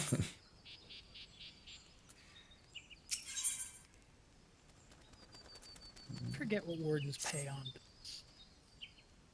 'Tis good to see you return, Co, and more seasoned still for your time in the world. Yes, these few seconds. Call me a spoony bard, but as a man in the winter of his years, it gives me great joy to observe an adventurer in the spring of his. This is an odd time for recollection, but it was a spring day when a bard first came to my hometown. He played the most sorrowful chords, even as his words tantalized the ear like the breath of one's first love. Many a maiden's heart was stolen during his visit, and doubtless more besides. Co, would you believe that common bards, too, were born of archers? This may seem far-fetched upon first hearing, but it isn't so far a stretch. Ask yourself this: what becomes of soldiers when conflict gives way to peacetime? Some have lives they might return to, aye, but most must needs take up a new trade to make ends meet. Well, it so happened that many who had once bent the bow took to strumming the harp. This whole thing is just propaganda for like, look, we know you hate this, but you are going to become a harpist. You're done shooting arrows. Harps are cool, actually. They're really beating it into your head. They wandered the realm, singing passionately and earnestly of the war, as seen through their own eyes, of sweet victories and bitter defeats, of sacrifice and cowardice. Their songs so captured the imagination of the people, nary a day passed that a bard was not called to perform, be it in a humble tavern or some great lord's hall, because bards are cool. Alas, Their popularity proved their downfall, intoxicated by the attentions of the lobster too buttery. The bards took to embellishing their songs in a bid to outdo one another. And they had an awesome time. And over time, each song was shorn of verity, till the bard's repertoire contained not one shed of truth. I will say, sometimes the way these things are written out, all of a sudden my mouth just starts tripping over itself. By now you will know that such songs have no purchase upon men's hearts. Certainly a bawdy tune may set off fits of laughter in a sailor. And a sorrowful ballad summons tears from the eyes of a soft-hearted maiden. Yet these are but pale shadows of what songs can achieve. For a blessing, this decline did not escape the notice of the Mughals. As great patrons of the arts, they feared that the true power of song might be lost to mankind. So it was that they labored to gather and safeguard those crystals known as souls of the bard. Did you actually die? Yeah, I self-destructed. Awesome. I thought maybe that was an emote. It's a blue mage skill. Nice. Souls of the bard, that they may be bestowed upon worthy men and women. Now, well as I know you relish listening to my sermons, I dare say it's past time we moved on to the practical side of the lesson. I know I have mentioned this previously, but tell me, are you perchance familiar with the ballad of the Vainglorious Fool? Now, well as I know you oh, it just didn't switch. Nay, well, that won't do at all. We must remedy this post haste. The song recounts the massacre of Griffin Crossing, a battle that took place decades past, wherein countless Gridanian lives came to a premature end. Ah, but do forgive me. I seem to have mistaken the proper order of things. Before I begin, I must be convinced that the point of the tale will not be lost upon you. Elsewise, I have wasted my breath in the telling of it. Now heed well these instructions. You must make your way to Welwick Wood, where resides a mated pair of aldgoats that have but recently lost a kid. The pair has been driven mad with grief, and only death will put an end to the uncontrolled rampages. Bro, they're so sad, you just gotta kill them. Yeah, they're just too sad to live. Linger in their territory until you encounter the beasts, then let fly your arrows of mercy.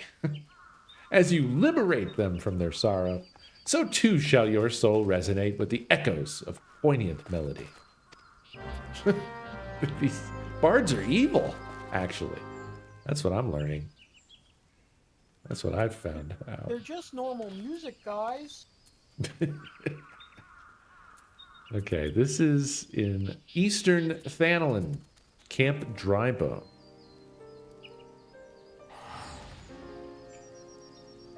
Mr. Bear, what are you munching?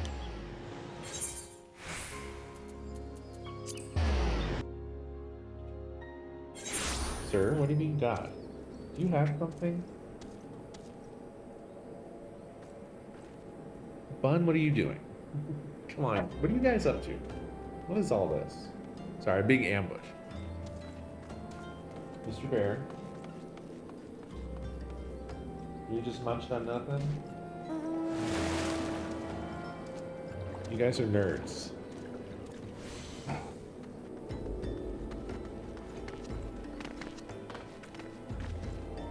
Okay. Time to march for a while.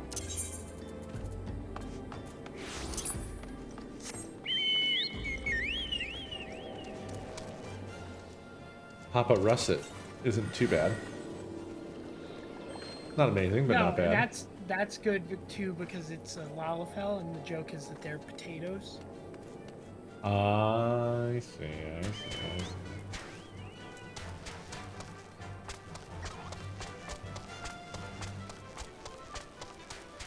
Oh shoot, I'm going... No. This is like... Sort of.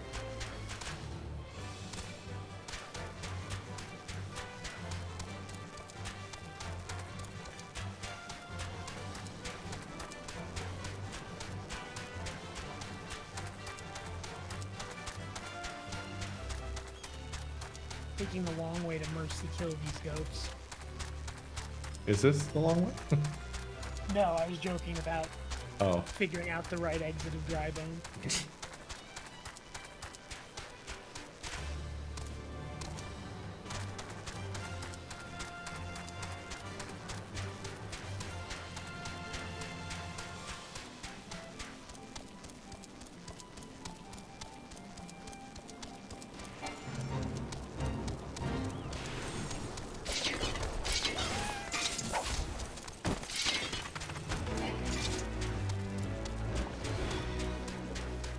Fate complete.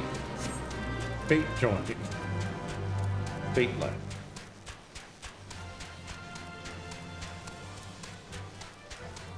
Okay.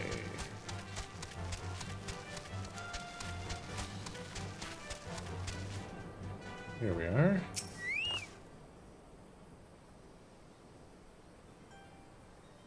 Just waiting. You sense a hostile presence. Oh, there they are. They're pissed because they're so sad. Look at all them.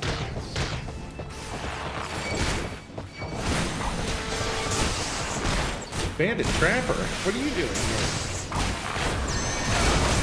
So sad. So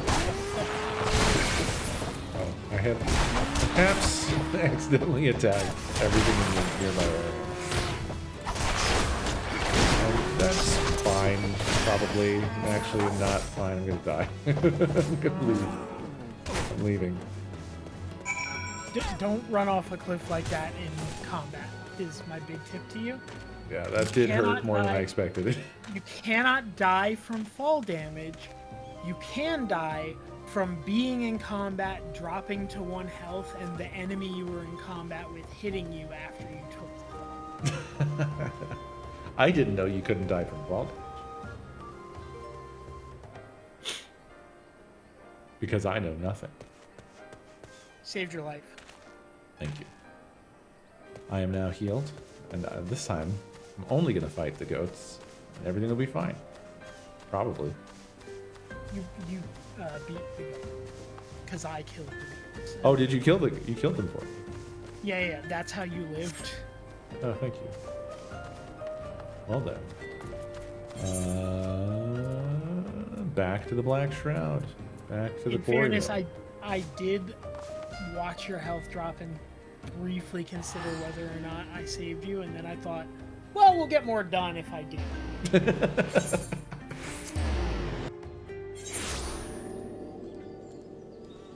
I appreciate that.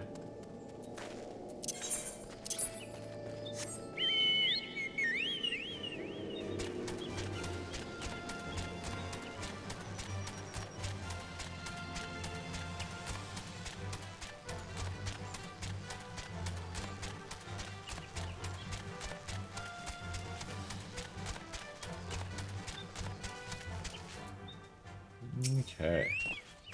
Welcome back, Ko. I can almost hear the cries of mourning that have seared themselves into your soul. That you remain unbowed by such anguish is a testament to your spirit's fortitude. Yet even as your heart swells to contain these new experiences, you must not neglect your skills with the bow. A resilient heart must needs have a robust body in which to beat. Once you have trained both to equal strength, then shall I perform for you the Ballad of the Vainglorious Fool. Thanks, homie.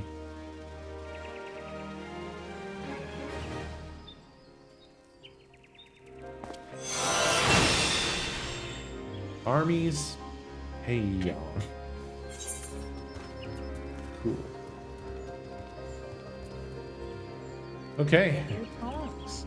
Yes, Your sir. songs that'll buff up the team in combat. Indeed, indeed. So now I am You'll have to all be caught up. 45 to unlock that one,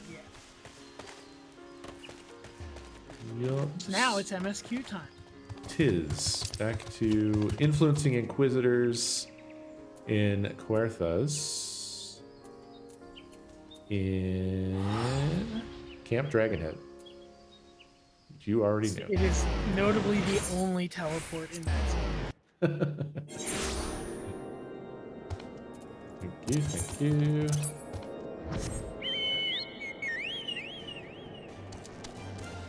Nice.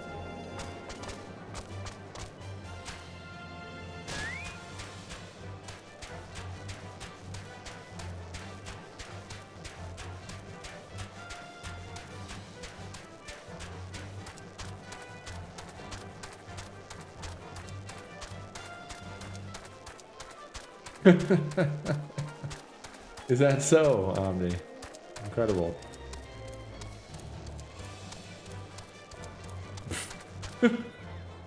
Dave, I feel like this one might be up your alley. I have found Final Girl, The Last Resort. Fuck. That's good.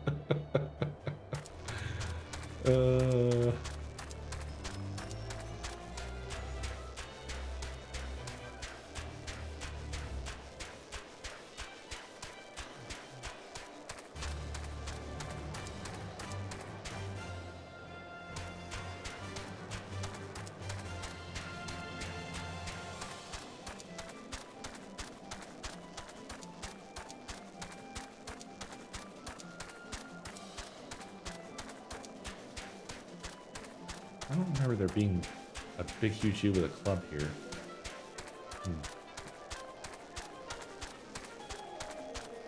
Maybe a hot monster.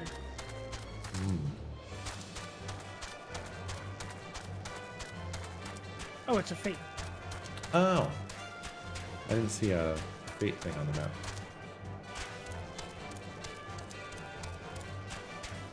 Again, that's because the version of the map you're in is the quest focus. Oh. Yep.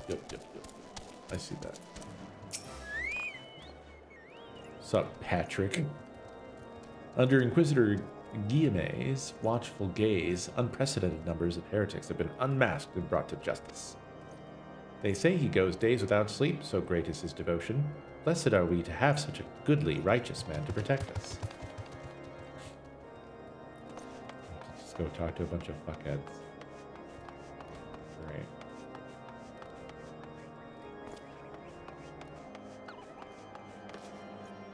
Told you, man, French Catholics.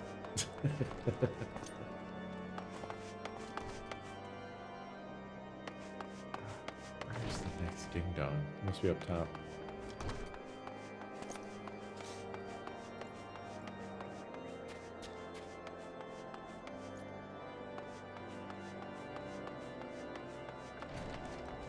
Yep. Joel out. Inquisitor Guillemet. Yes, of course I know him. Alas, I have not seen him since the day he came to Whiteburn Front several moons ago. My memory is somewhat muddled, but I recall that a blizzard nearly buried us in snow that day, and I had the ill fortune of being assigned to the night's watch. While the stronghold slept, we walked the walls and patrolled the exterior in a darkness black as pitch. My route took me outside the eastern gate at one point, where I caught sight of a silhouette illuminated by the light of the city. Thinking it was a wayward traveler, I cried out and gave chase, but slipped and took a terrible fall. When I woke, it was days later in this very bed, where I have lain recuperating from my injuries ever since.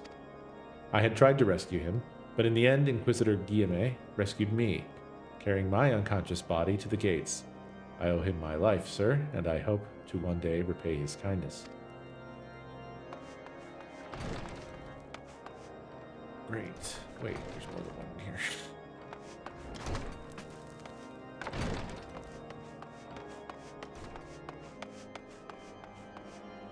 Yeah, that dude's been here for years. There's not more than one in here? Where in the world?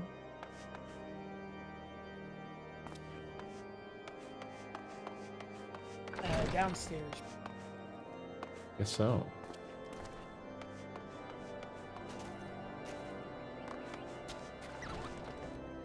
Al boys. Inquisitor Guillemet. I haven't the foggiest of whom you speak, unbeliever. Aye, we have learned of your deeds at Witchdrop. I will not be party to whatever dastardly schemes you've hatched against the Inquisitor. Away with you.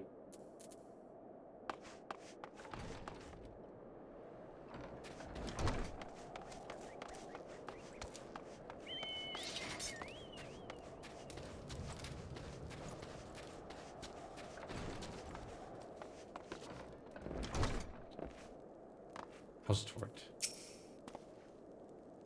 The Holy See has decreed that the Inquisitors are the arbiters of Hallone's will. They are to be afforded every courtesy and the utmost respect.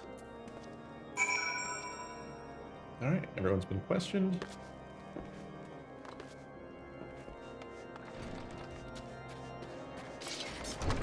And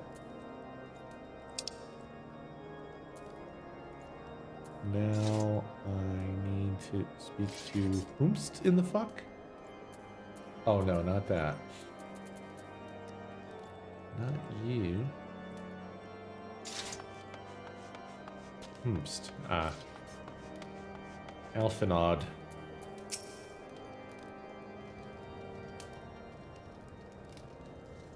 Ugh. In case you've yet to notice, my attire is ill-suited to this climate. I realized it soon after our arrival, but paid it no mind, as I had hopes we might find the Enterprise far faster. Instead, we wasted far too much time meddling in local affairs. Oh, fuck, I forgot we were trying to get an airship. Never mind. Our journey is almost at an end. All that remains is to deal with this irksome Inquisitor. Sid tells me you've been busy making inquiries, yes? Making Inquisitors. It should come as making Inquisitors? It should come as no surprise that he is held in high regard. Even so, I am beginning to suspect he has other reasons for hindering us now.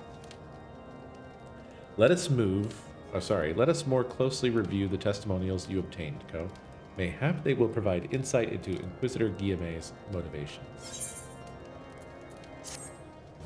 Quest complete.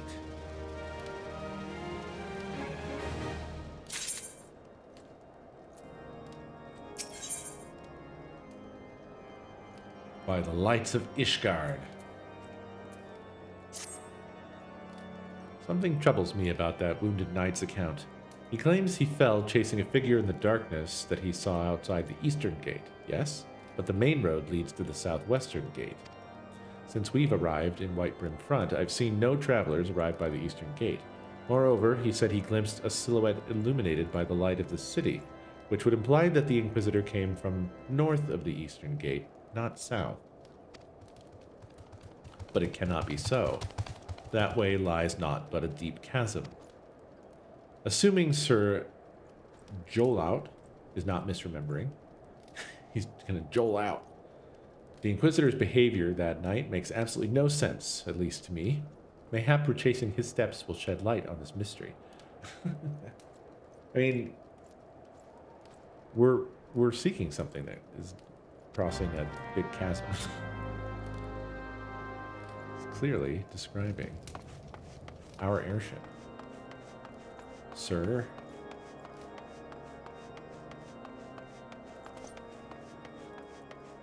Ah, yes. I love the It seemed as though it were music some here. kind of sky boat.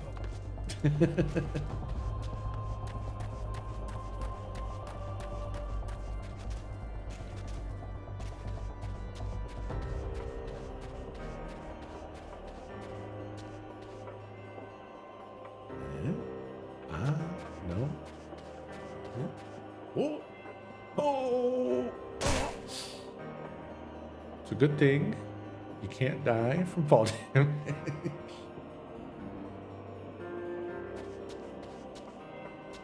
I have fallen down to some sort of cool looking dragon corpse type situation. When I fall down, it's usually to that.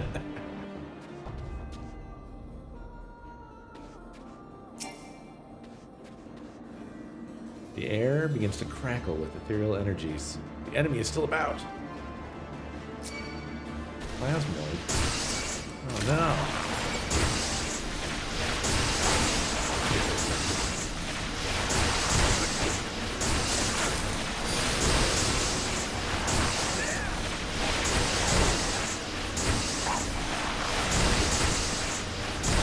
Plasmoid.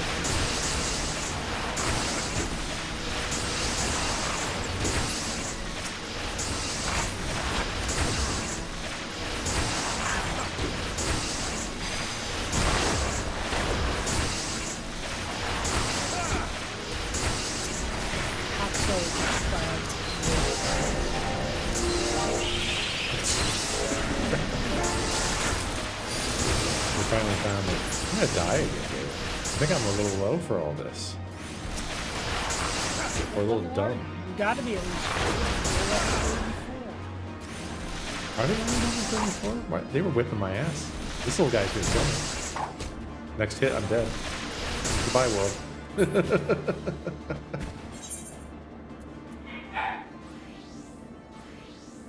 To New Gridania, I return. Nope, nope, nope. You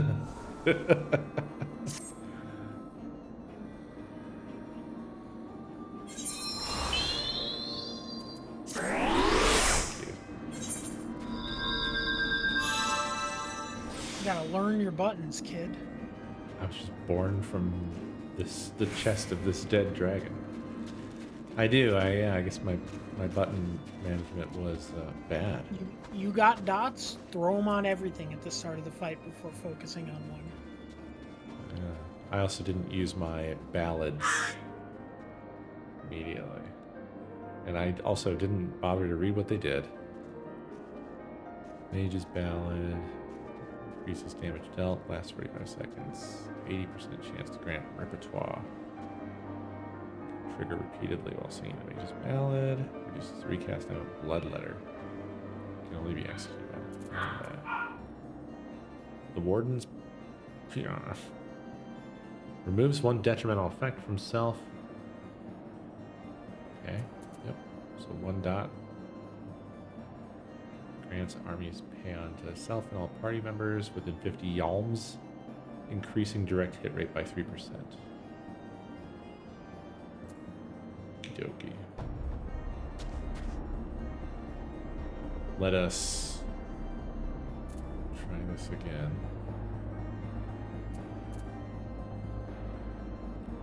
You are using a level 24 button.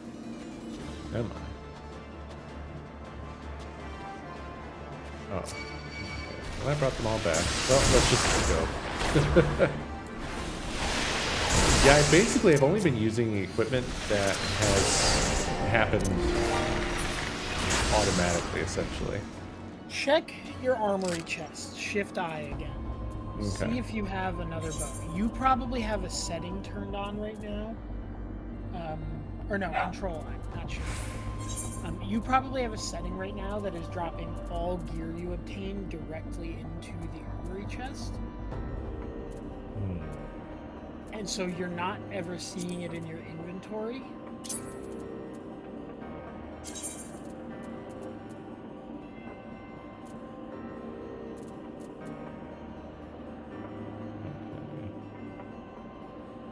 So Yes, +5 damage is a big deal. yeah. Like for reference, at endgame, getting a +1 raw damage on a weapon is bigger than substats. Like Right. crit and all. Right. Okay. Yeah, my inventory and armory have just been filling up with shit that I have not been paying any attention to at all. Because I am an idiot. Yeah, like when you get drops, you always I changed it immediately so that they don't go straight to my armory chest, so that I can look at them in my inventory and decide there if I want to equip them. Because especially once you have more jobs that you're playing, that can fill your armory chest up really quickly if everything is going straight to it. Gotcha. And it also like keeps you more cognizant of like what you have and when you get upgrades and stuff like that. Okay. Yeah, I probably should do the same. I think I need to go through my inventory as it stands, because it is a page and a bit of just slop that I don't really know what's in there. Yeah, if you aren't crafting currently, a lot of people make the mistake of going, well, I really want to level crafters, and all of them are interconnected, so I should save everything. And A, you will never get enough of an individual thing to make a dent in your crafting level doing that. And B, you will have too much shit that you will never use for crafting, so it's really worth it to, like, see if you can get more than its selling price. Like, every item has a shop sell price when you mouse over it. And if you can get more than that for selling it in the markets, then it's worth doing. And if not, vendor it all. Gotcha. Okay.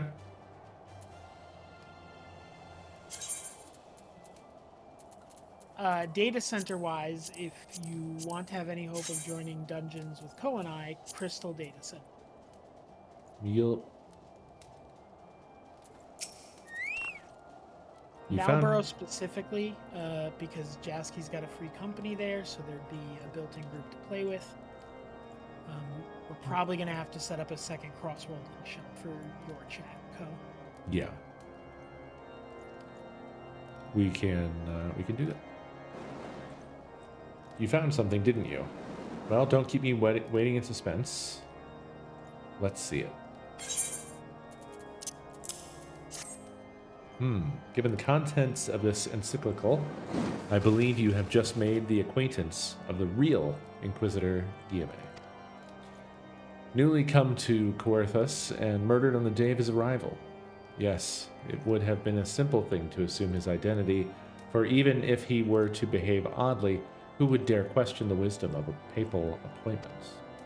Still, while this is incontrovertible proof that the Inquisitor is an impostor, we have yet to discern his true identity or why he has decided to oppose us. We must proceed quickly, Co, before he learns that his deception has been discovered. Cool. This is an interesting story. I like it. But I think this is where I must take my leave of the Eve. my friend, the giant spider. God, that's cool. It's me, a robot bug. I can have that one, right? You're just gonna give me that one because it's really cool. And I like it. I could kidding. buy it for you. No. I'm kidding. I mean, it is cool, and I do want it, but we'll get there. Over the course of time. I'll buy it with my own big money. Dawn Trail crafting mount. And I did not want to participate in that special crafting thing because it was boring as fuck, so I bought it. You've taken us to the hangout spot. Yeah, I default to Limsa in my brain when I'm like, I gotta go to Marketplace. I'm trying to look at how expensive it is on your data center, or on your server rather. But I don't remember the name of it and I'm too lazy to look. I'm looking at these names. There's so many names. Oh yeah, Limsa's a good place for spotting some real fucking weird names. I found Goku the Saiyan. Yup, saw that one.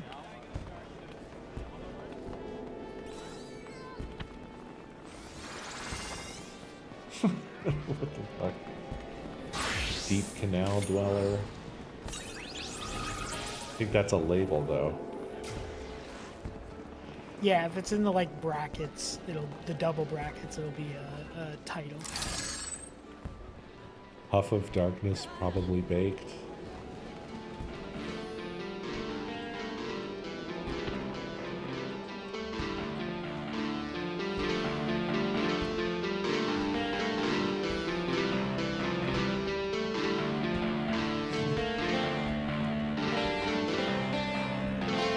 There's a person over here playing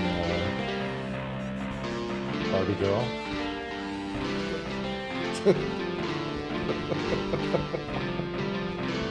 Oh no.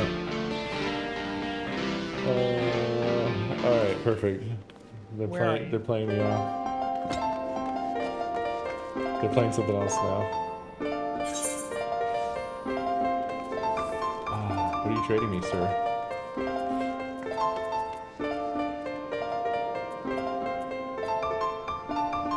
Cosmic Armored Weapon Identification Key.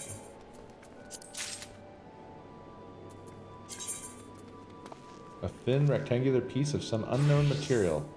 Placing it near your cosmic armored weapon will magically bring the machine to life. right, well that's an enigma. You use it and then you have the Spider-Man. Oh. Thank you. You didn't have to do that. I really didn't cost anything that I would worry about spending. Well, thank you. Oh my god, there he is. The spider boy. Mount unavailable in this location. Oh, I guess that is just the case. Yeah, we're in the city. Gotcha. Well, I'm looking forward to playing with that. Thank you, sir. Hell yeah. All right. Well, Well, GG, we got 2 main story quests in for you. yes, indeed. But most importantly, we got you your job. We did, yeah. So now I'm not doing like the backlog, and I'll do the chocobo stuff when I have some downtime. Get that blank filled in as well. Yeah, I figure like for stream, the job stuff was important because A, job story is story, and B, there's a dungeon coming up, and I'm trying to think of how to put this in a way that isn't. It is the dungeon I'm most likely to see someone have made the mistake of not getting their job, and it's like the first dungeon where the game goes, all right, you're in a big boy dungeon now. Right. So not having your job there, a very bad time. Yeah. Gotcha. It's most noticeable with tanks. Tanks going into that dungeon without a job stone is like, we're never clearing this one, brother. All right, man. It was very fun.